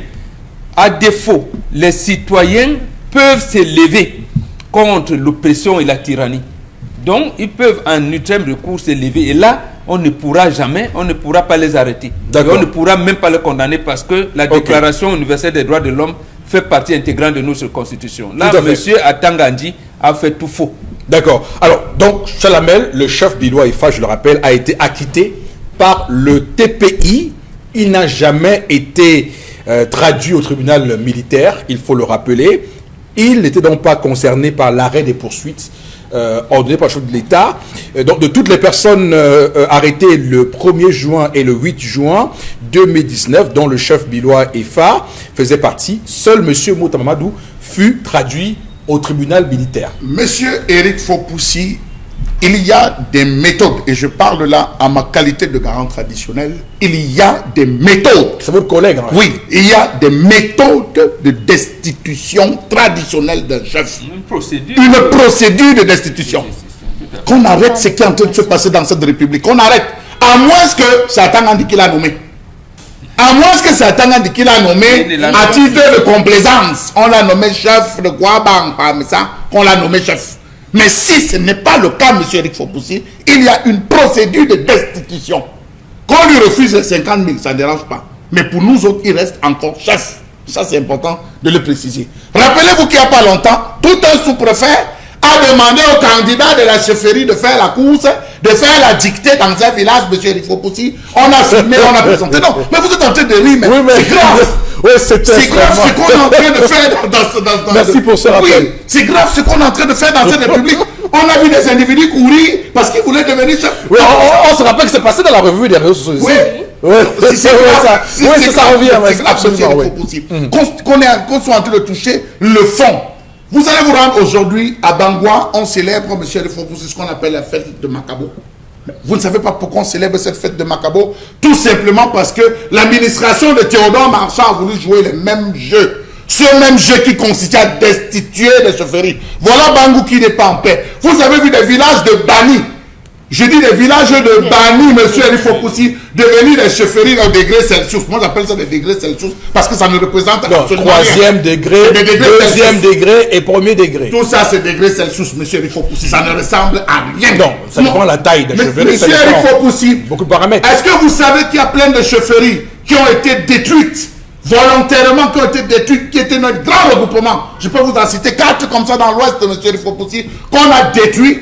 À cause des petits montages qui étaient organisés, on a détruit. Ces chefferies aujourd'hui se retrouvent au 3e degré. Ces chefferies se retrouvent aujourd'hui au 2e degré. Alors que c'était des grands foyers, on a éclaté, monsieur Rifopoussi. Mais ça, la mer, je ne coupe pas. Toute la Sanaga maritime n'a qu'une chefferie, une seule chefferie de 1er degré, la chefferie à Dié. Les autres ont été détruites, comme vous dites.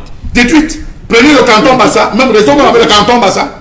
Longbessou s'étend jusqu'à l'entrée de Ndokama, monsieur Rifopoussi. La chefferie Longbessou. Mais le chefferie de Longbessou est de 3e degré et à l'intérieur, ils ont encore des chefs de 3e degré. Ce que vous appelez les chefs de. Un 3e degré comprend sur un 3e degré. Donc, parlons trivialement pour dire qu'on est en train de s'amuser. Est-ce qu'il est en train de poser ce qu'Atanga dit à poser? Ce qui se passe à toi, est très grave. Dans la première 4 chefferies de 1er degré. De 1er degré.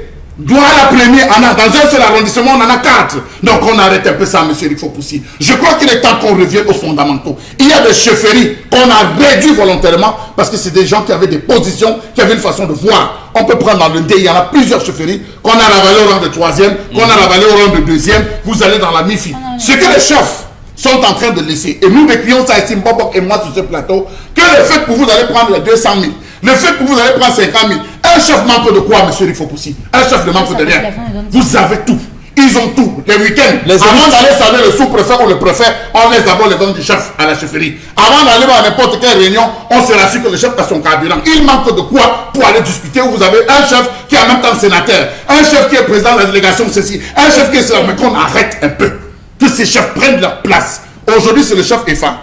On l'a destitué chez les Blancs. Mais chez les Bantous, il est encore chef, sa voix compte. Alors, moi je pose la question parce que le risque est énorme. Imaginons qu'il y ait un changement de régime, parce que moi je pense toujours avec l'avenir. Hein. Imaginons qu'il y ait un changement de régime et qu'il y ait un nouveau pouvoir qui arrive au Cameroun. Et que ce pouvoir-là est éminemment, on va le dire, contre celui qui est actuellement là. Si ce pouvoir applique la même chose que celui d'aujourd'hui, qui décide de dire que bon, tous les chefs qui ont été du RDPC par le temps, on va tous les destituer. Qu'est-ce qui va se passer? On est en train de jouer avec le feu. Les gens ne mesurent pas assez la portée du message qu'ils envoient à la postérité, à l'avenir. Parce qu'on pense maintenant, hein, dans 10, 30, 40 ans, on va se rappeler qu'il y avait un régime qui est arrivé au Cameroun et qui a choisi de destituer les chefs qui étaient contre lui. Je veux dire qu'à un moment donné, quand même, il faut voir ce qui se passe. Est-ce qu'un autre régime qui arrive au Cameroun ne va pas faire la même chose? Et comment est-ce qu'on va s'asseoir dans ce pays et observer ce qui est finalement le socle de notre identité africaine? Mais monsieur Rifopoussi, vous pouvez même voir loin. Parce que vous savez, entre les chefs là, il y a des chefs collabos, des chefs nommés. J'appelle ça des chefs nommés. Sur 100 chefs qu'on a au Cameroun, on a 60 chefs nommés. 40 sont des vrais. Je dis 60 chefs nommés. 40 sont des vrais. Je parle, je regarde la caméra. Ils se connaissent. Et si on veut, on va donner les noms. On connaît le processus d'actualisation. Non, mais je dis non, monsieur le vécu l'initiation. Oui, mais il y a plein qui n'ont pas vécu. Il y a plein qui n'ont pas vécu le processus d'initiation. Plein qui ont été choisis par le pouvoir. Il faut le dire, monsieur le Rifopoussi.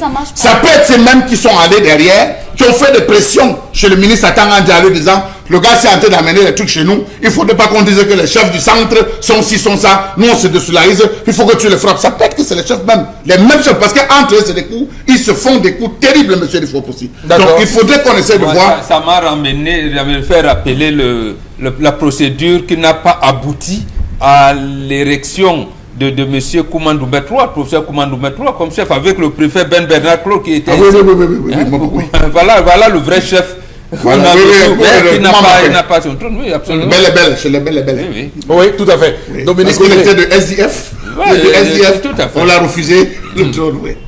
Monsieur Faboussi, lorsque ce communiqué est arrivé, je me suis demandé qu'est-ce qui s'est passé pour que ce communiqué sorte comme ça de nulle part, sauf s'il y a eu une marche entre-temps ou bien finalement on a trouvé les éléments du dossier qui manquaient quand on avait arrêté Monsieur Efa, je n'en sais trop rien.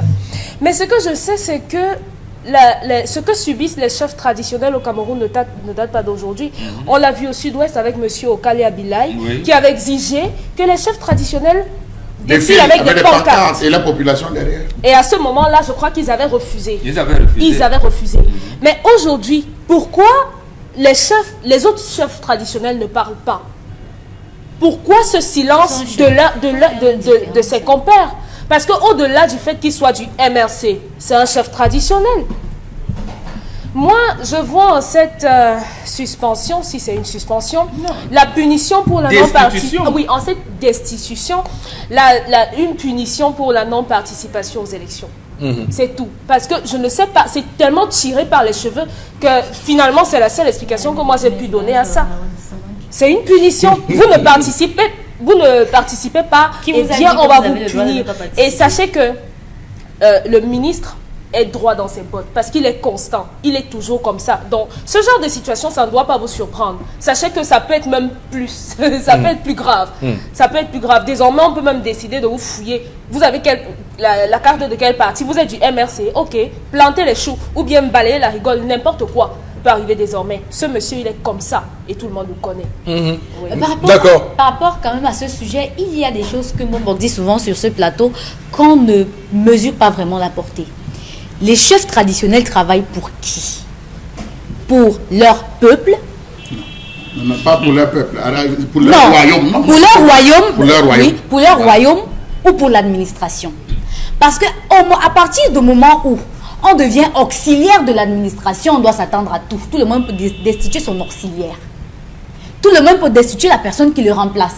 Mais à partir du moment où on accepte un salaire venant de son travail en tant que chef traditionnel, il faut s'attendre aussi à ce que la personne, en tant qu'auxiliaire de l'administration, parce qu'à la base, si vous acceptez un salaire, sachez qu'on peut vous destituer, on peut arriver un jour, on vous dit, on ne vous paye plus, d'ailleurs, vous êtes viré. En tant qu'auxiliaire. En tant qu'auxiliaire d'administration. Mais en ce moment-là, le chef Biloa Efa est chef de 3e degré. C'est encore des degrés Celsius. Il est chef coutumier. Non, je préfère employer l'expression. Non, employer l'expression chef coutumier. Ne tombez pas vous aussi dans ce piège. Dans la décision du ministre, il n'y a pas SM devant. Il n'y a pas Sa Majesté devant. Le ministre le considère comme un non-name. C'est Monsieur Biloa Efa. Bon, puisqu'il n'est plus chef, donc finalement, il n'y a plus rien à faire. On l'a destitué, il n'est plus chef. Je ne pense pas que dans les autres strates sociales, on le fait de cette manière. Parce que ce n'est qu'à la fin de la décision, là où on signe, qu'on arrête de mentionner. Au départ, il est, jusqu'à ce que vous signez, il ne l'est plus. Moi, c'est ce que je pense. Il faut rappeler aussi que, sauf si mes souvenirs ne sont pas bons, il faut rappeler que les chefs de 3e degré ne sont pas appelés Sa Majesté.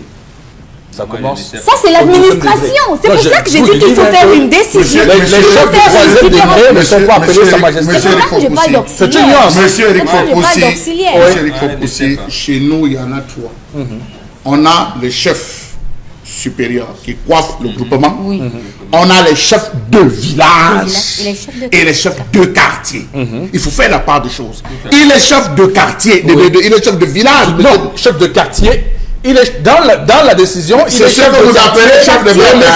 C'est chef de bloc. Il est chef de quartier. Il est chef de quartier qui correspond à chef de village. Il est chef de village. Il est chef de village. Il n'est pas chef de bloc. Il est chef de village. Au 3e degré. Vous savez, mais je vous dis 3e degré. Moi, je ne tolère pas vos histoires de 3e degré. Ça m'énerve. Je vous parle de la loi. Vous dites. Oui, c'est ça. Les royaumes précèdent la République, monsieur. Oui, mais c'est vous qui dites. Les royaumes précèdent la République. Vous ne pouvez pas venir dire un royaume. Comment il va dénommer désormais. Mais c'est vous qui dites. Attends, grand général, que vous. Monsieur Erifopoussi, je vous prends un exemple. Il n'y a pas longtemps, le préfet a convoqué Sa Majesté Sokoudou. Il a dit on ne convoque pas un chef, on consulte un chef. Voilà. Alors, je voulais juste rappeler... Mais il faut que vous compreniez qu'on ne convoque pas le chef. C'est pas moi pour comprendre. C'est pas moi Si le chef décide de se laisser fataliser, alors, on les va sans Monsieur Batou, c'est pas moi de comprendre. Expliquez ça à Tangandji, je vous en prie, parce que moi, j'ai tout compris avant. Non, mais alors, vous avez pris sa réponse par rapport au l'article 29 du décret du 15 juillet 1977 portant organisation des déchets traditionnels dit ceci. En cas de faute dans l'exercice de leurs fonctions, en cas d'inefficacité, d'inertie ou d'exaction à l'égard des populations, les chefs traditionnels encourent les sanctions suivantes.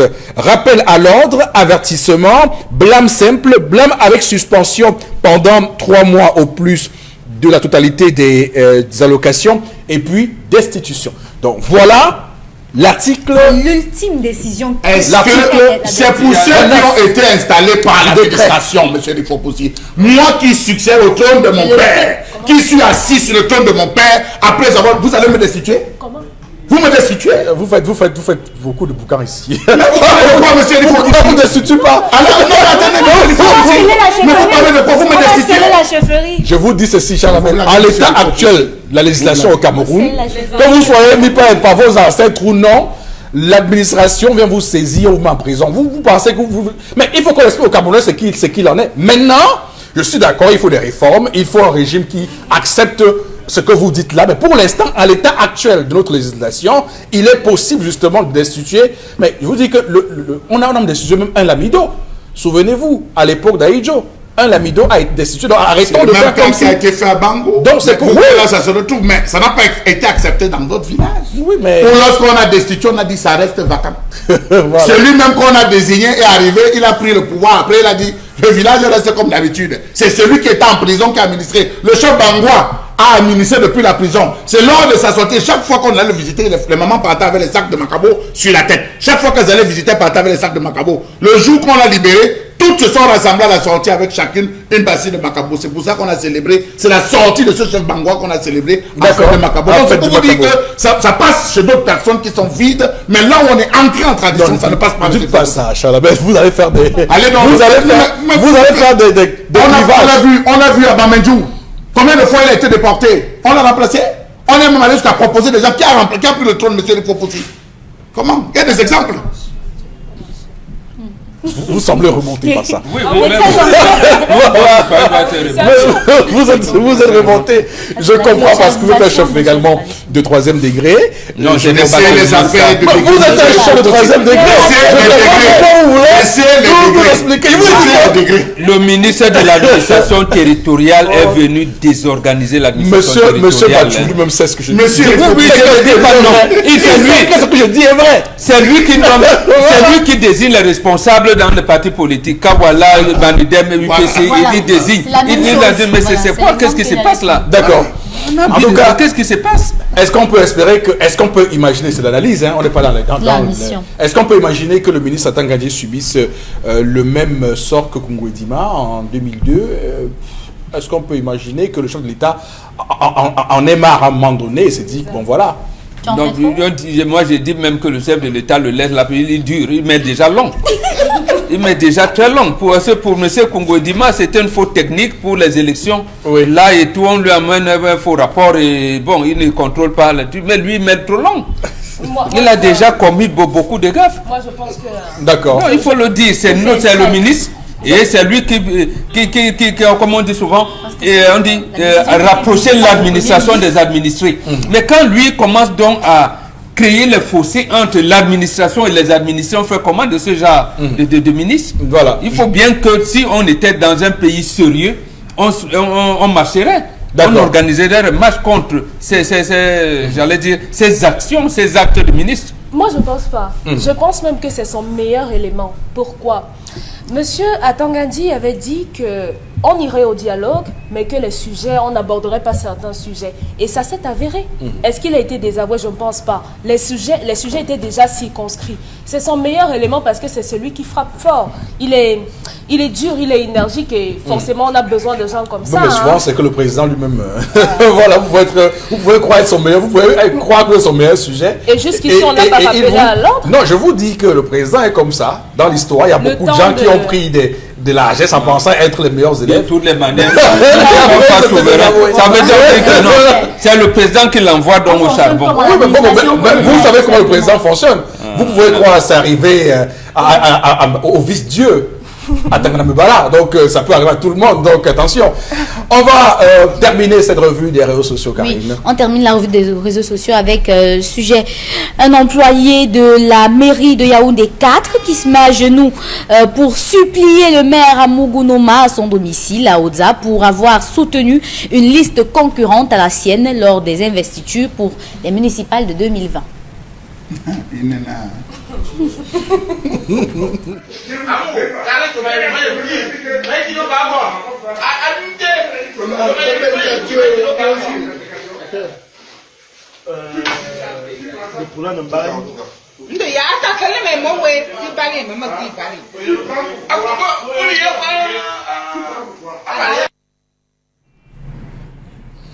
Alors, bon, comment on appelle ça? C'est la suite des actes posés par le ministre Atangandji. Non mais arrêtons. Non mais bon, je ne veux pas faire que cette émission devienne une émission sur Atangandji. Attention, c'est quand même le ministre de l'administration territoriale. Hein, les hommes en tenue ont déjà tabassé les enseignants. Un peu quoi. C'est vous qui nous rapportez ces sujets ici. Le préfet renferme un enseignant, il fait des choses devant l'élève. Vous avez, quand vous avez, c'est le préfet, quand je vous dis, j'allais dire, le prolongement des actes posés. Elle a parlé tout à l'heure du ministre du gouverneur au Kaliabila. On veut nous ramener à l'administration coloniale française. C'est de ça qu'il s'agit. Or, on oublie qu'on est en démocratie. On oublie que les citoyens doivent parvenir à leur plein épanouissement. Normalement, vous demandez un maire. Donc, en fait, elle a un titre foncier. Elle a un titre foncier à Yaoundé 4. Donc, c'est sa mairie. Donc, quand vous êtes là, vous lui appartenez, vous obéissez au doigt et à l'ongle de ce qu'il vous dit. Mais c'est pas possible, c'est inadmissible. Et c'est même bien que les gens puissent prendre ces images-là et les balancer dans les réseaux sociaux. C'est même volontaire. En tout cas, c'est même volontaire. Elle est très impopulaire. Elle est très impopulaire. À l'époque de Théophile Abéga, c'est pas comme ça. Yaoundé 4 était une mairie. Malgré que c'est mairie RDPC, mais Théophile Abéga bénéficiait quand même d'un crédit énorme. Beaucoup les mains ont des cadres. Mais depuis qu'elle a remplacé. Abéga était un homme du peuple. Oui, c'est compliqué. Il est un ancien footballeur, donc il était avec ces gens. Voilà, c'est terrible. Oui, Chalamel. Oui. Monsieur Eric Fofoussi, c'est excessivement choquant. Et je souhaite que ceux qui regardent depuis la présidence de la République essaye de soumettre ça à l'attention du chef de l'État, qu'il puisse prendre connaissance de ce qui est en train de se passer, de comment ces créatures se comportent. Oui, j'emploie cette expression, monsieur Rifopoussi, parce que c'est suffisamment choquant, c'est blessant qu'un père de famille, voilà là où le culte de la personnalité qu'on a développé au Cameroun pendant des années. Regardez son geste. Ça veut dire qu'en fait, il doit avoir quelqu'un qui est venu dire Madame le maire. C'est pas normal. Il veut faire. Qui dégage devant moi avec ça. C'est ce qu'elle est en train de dire. Elle est bien dit. Kormamis. Voilà. Donc, ce n'est pas sérieux, monsieur le président. Alors, nous, elle n'est que mère. Mère, monsieur Eric Fofoussi. Imaginez qu'elle soit ministre. Imaginez, nous, bon, député. Allons à député, qu'elle soit députée. Ça sera comment? Imaginez-vous son entourage immédiat, c'est-à-dire son image immédiate chez elle, son foyer. Non, monsieur Eric Fofoussi, c'est grave. Je pense que à une certaine époque, monsieur Eric Fofoussi, lorsque le président Aïdio, et je parle là, je suis calme, parce que la colère est un peu dissipée quand je parle d'Aïdio, lorsqu'il devait nommer, il y avait ce qu'on appelait l'enquête de moralité. Absolument. On commençait à se renseigner comment vous gérez votre foyer, comment vous gérez vos enfants, comment vous gérez votre famille, votre cursus avec les collègues. On partait de ces bases de ce que le renseignement disait pour vous proposer à un titre de responsabilité. J'ai un parent qui travaillait à l'ambassade du Nigeria à l'époque. On l'appelle pour une consultation, il dort à l'hôtel, il descend à l'hôtel Aquapala sans publicité. La nuit, il va en boîte de nuit.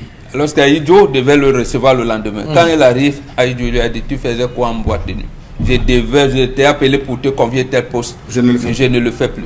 D'accord, très bien. Imaginez-vous, Regardez ce qu'on a. Bon, c'est ça des continue photos. aussi. Hein. Non, monsieur Rifo, ça ne continue pas. Ça ne continue pas, monsieur Rifo. C'est que le préfet, le sous-préfet de Garoua ne devait pas être nommé.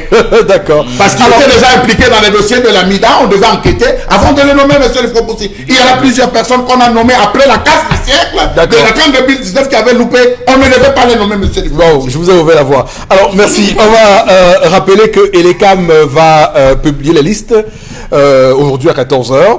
On va guetter Yaoundé 4 et voir ce qui se passe là-bas.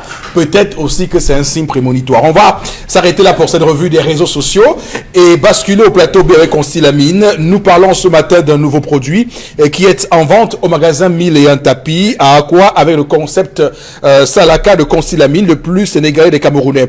Alors, bonjour Constilamine et présentez-nous ce produit. Alors, bonjour à tous les téléspectateurs et bonjour à tous les clients du concept Salaka. Avant de parler bel et bien de ce nouveau produit qui est déjà en vente au magasin 1001 Tapis, je donne déjà une information capitale en exclusivité qu'à partir de demain, c'est-à-dire à partir de demain, sur les antennes d'Equinox Radio et Télévision, vous aurez donc l'occasion, chers clients du concept Salaka, avec un partenaire, pas comme les autres, la maison des greffes, d'avoir des greffes de qualité supérieure grâce à Maman Alice, du côté bien sûr du marché Mbopi. C'était donc là la bonne nouvelle de ce matin. Alors nous allons tout de suite revenir sur l'actualité commerciale du jour. Il est bel et bien question de parler des correcteurs de posture. Vous les avez vus la semaine dernière, vous aviez été nombreux à venir au magasin 1001 Tapis. Je remets encore ça ce matin, déjà pour attirer l'attention de tous ceux-là qui ont des problèmes de douleur au niveau du dos, de tous ceux-là qui ont des problèmes au niveau, c'est-à-dire au niveau des douleurs des épaules, les douleurs au niveau du cou. Le concept Salaka a une solution depuis pratiquement quelques jours. C'est la solution qui vous permet de dire adieu aux douleurs lombaires. C'est la solution qui vous permet de dire adieu aux douleurs des épaules. C'est bel et bien le correcteur de posture. Le numéro de téléphone s'affiche à l'écran. C'est l'occasion de le commander dès à présent. N'attendez pas la fin du stock parce que le stock il est très limité. Oui, c'est la première fois qu'on a un correcteur de posture au Cameroun grâce au concept Salaka du côté bien sûr du magasin 1001 Tapis. Comme son nom l'indique, c'est un correcteur de posture. Il vient corriger c'est-à-dire vos douleurs de dos. Il vient corriger vos douleurs au niveau des épaules. Il donne une note de 10 sur 10, bien entendu, sur votre dos.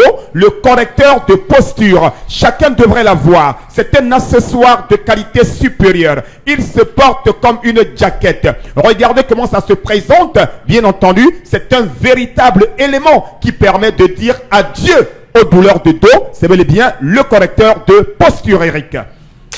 Alors, quels sont les avantages du correcteur de posture LifeCore?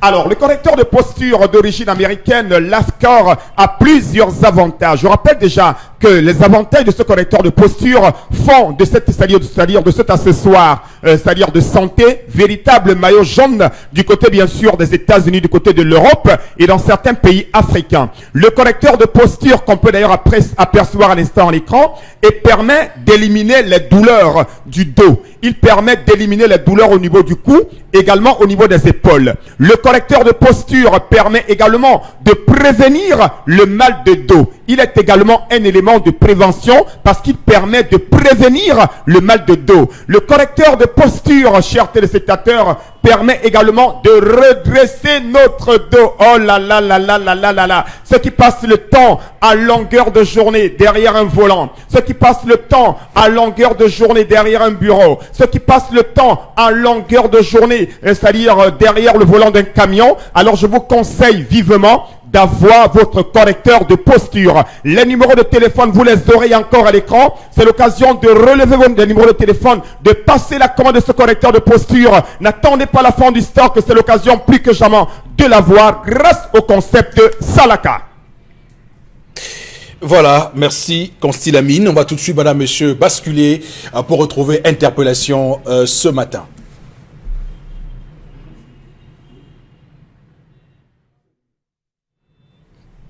Interpellation dans un court instant, madame, monsieur, le temps de retrouver rapidement Interpellation, l'élément, et ensuite commentaire sur ce plateau avec Bengan.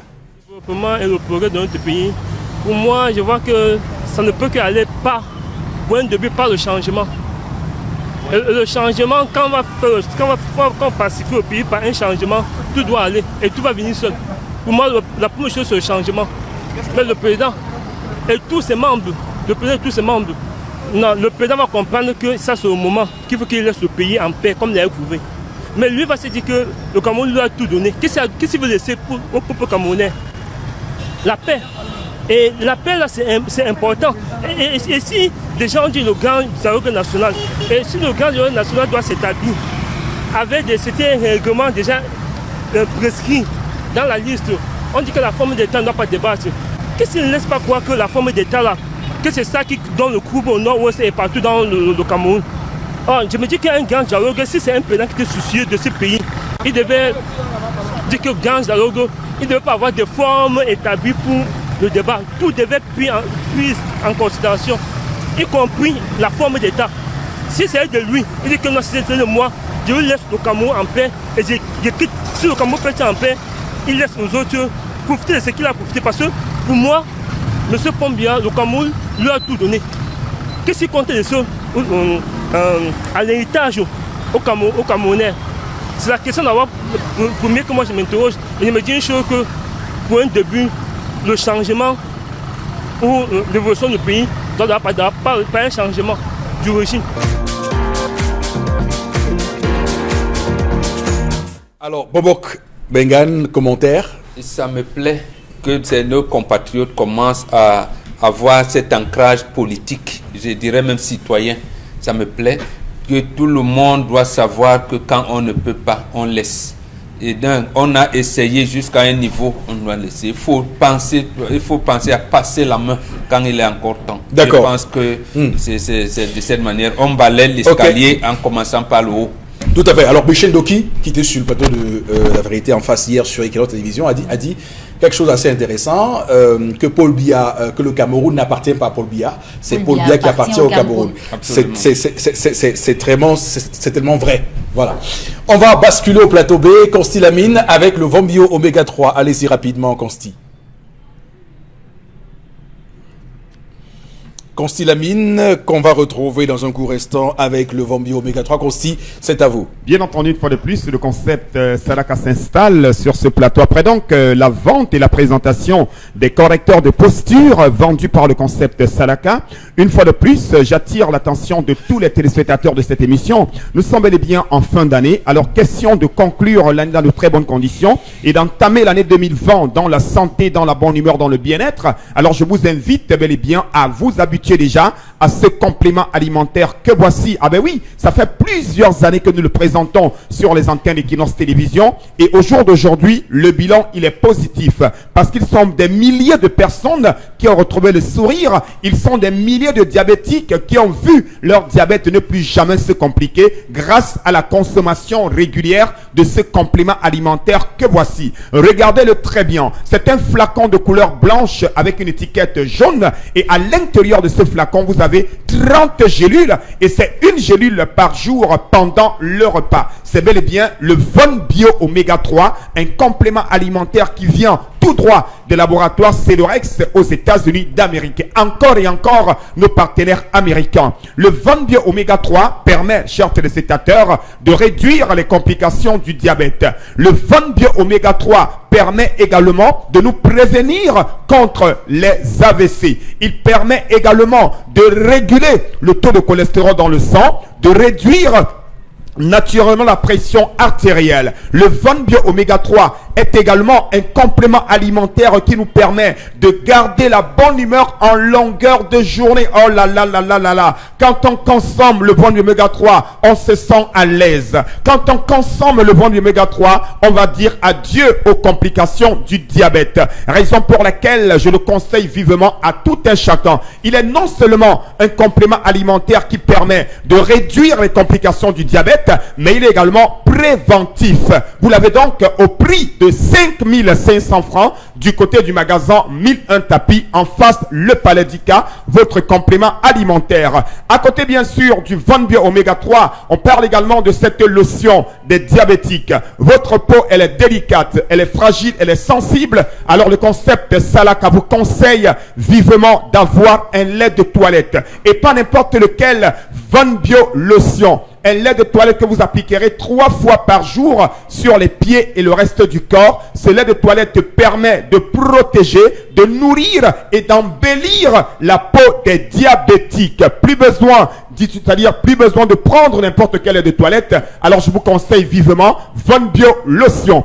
À côté bien sûr de ces 2 éléments de santé qui font partie de la famille Von Bio, il faut également rappeler que la grande famille Von Bio s'est enrichie depuis depuis quelques semaines, c'est-à-dire des Von Bio tels que le Von Bio Lotion, Von Bio Libido, Von Bio Gastro, Von Bio Slip et bien entendu depuis samedi dernier, on a le Von Bio Stress. Donc ceux qui passent le temps stressés de temps en temps, venez au magasin Milan Tapi et vous aurez le Von Bio Stress qui est également vendu au concept Salaka. Alors comment commander un complément alimentaire? Comment commander un produit au concept Salaka? Il suffit tout simplement de nous appeler à nos numéros de téléphone, de présenter votre besoin, de vous localiser et le concept Salaka fera le reste. Pour ce qui est du point de vente, c'est bel et bien au magasin 1001 Tapis, en face le Palais d'Ika. C'est en plein cœur de Douala à Akwa. N'oubliez surtout pas, avec Salaka, c'est la qualité, c'est la garantie et c'est surtout les meilleurs prix. Donc, Motote, aïe au concept Salaka. D'accord. Merci à vous, Constilamine. Merci à vous, madame, monsieur. On se retrouve demain lorsqu'il sera 10 h. C'est bien la fin de ce programme. Que Dieu bénisse le Cameroun.